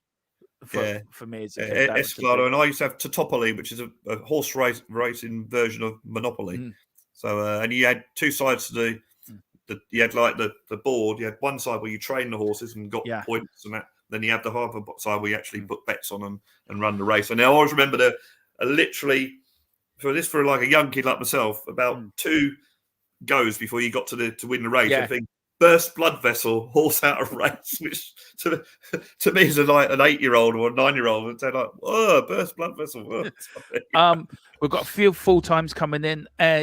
United have beaten Celtic Hearts 3-0. We've got Montreux have beaten Morton have beaten Montrose 2-0. Inverness Sissel have beaten Bromhill 4-0.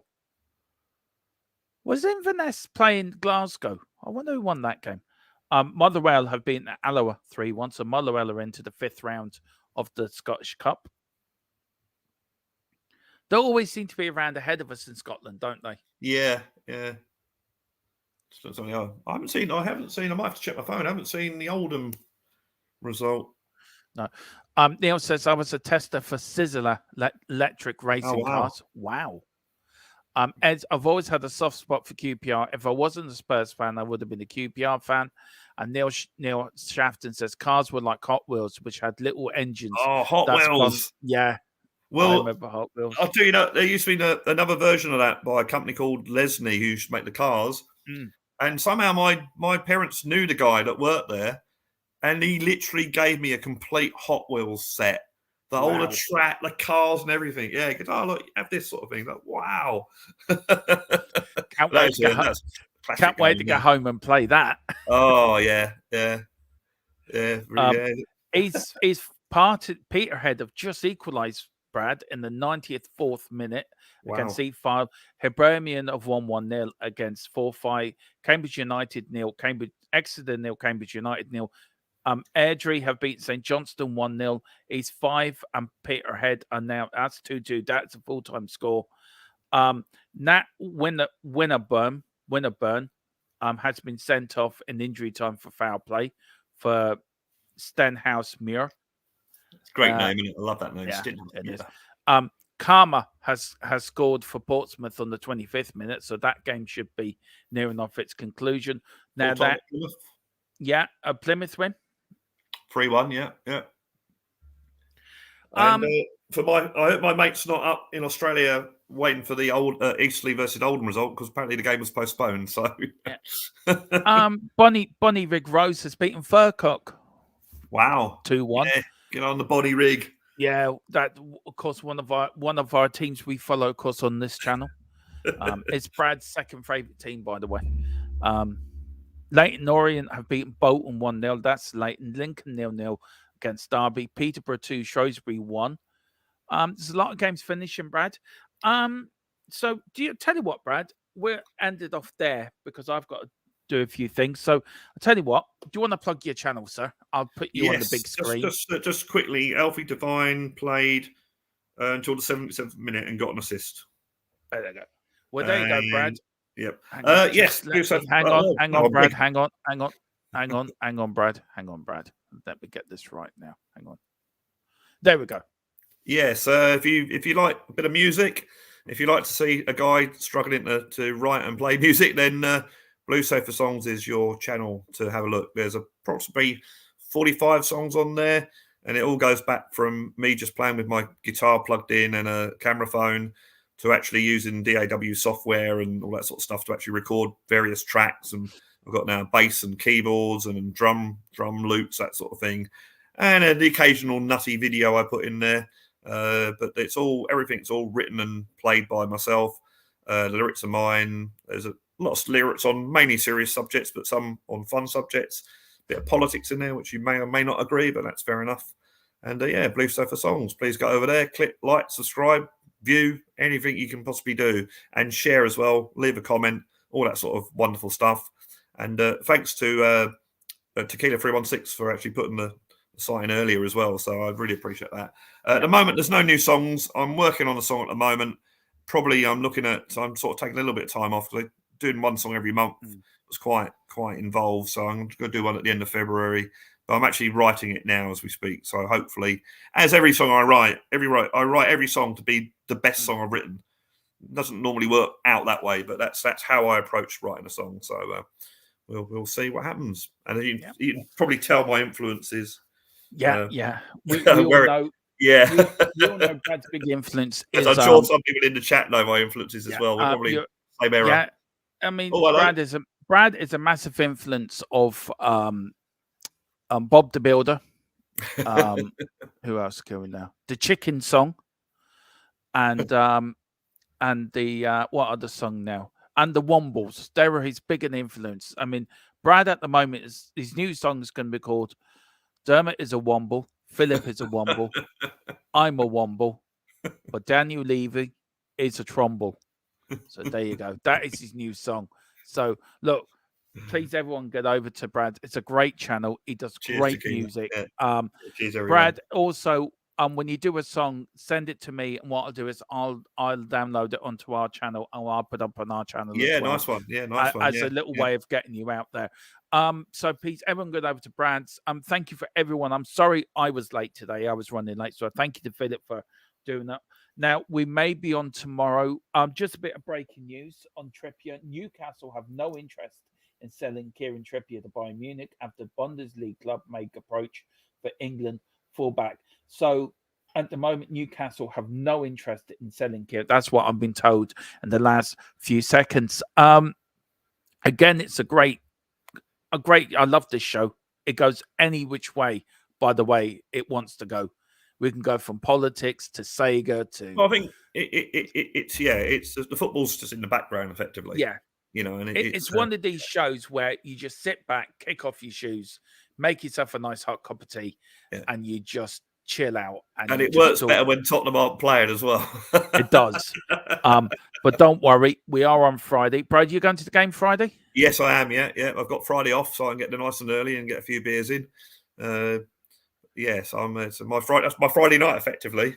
So, well, I will be doing the watch along. So, send us an odd message when you're there, Brad, and we'll see can we get you to come on at halftime or full time, and just give us your halftime talks. Well, half time it might be live from the bloody toilets because that's what my normal half time is. Queuing up to go to the bloody toilets. Yeah, fair enough. That's fair enough. Modern stadiums, but some things never change. No. Well, anyway, we're all going to let you go and get ready for the Brentford Forest game. But listen, thank you all for watching. It's been absolutely cheers everyone. Have a great weekend, everyone, as well. And thank you. Me and PHILLIP couldn't do this without you guys. So thank you all. It's all very just thank you. That's all I'm going to say is, and Brad, thank you so much for coming on. Anytime. Hopefully you'll be with us next Saturday. for the round the grounds for FA Cup Saturday? Yeah. I should be. As I say, I should be. Yeah. Fourth round day. Well, we will talk exclusively about the FA Cup. There won't be a politics. Who are we going to get in the fifth round? And who we're going to get in the fifth round. So, yeah. Hopefully. We are. Whatever you're doing, thank you all for watching. God bless you all. We might be back tomorrow. We're definitely back Monday at 4 with Newsbeat and the Transfer Update Show. Thank you all so much. Come on, you Spurs. Cheers, guys. In Brad, we trust.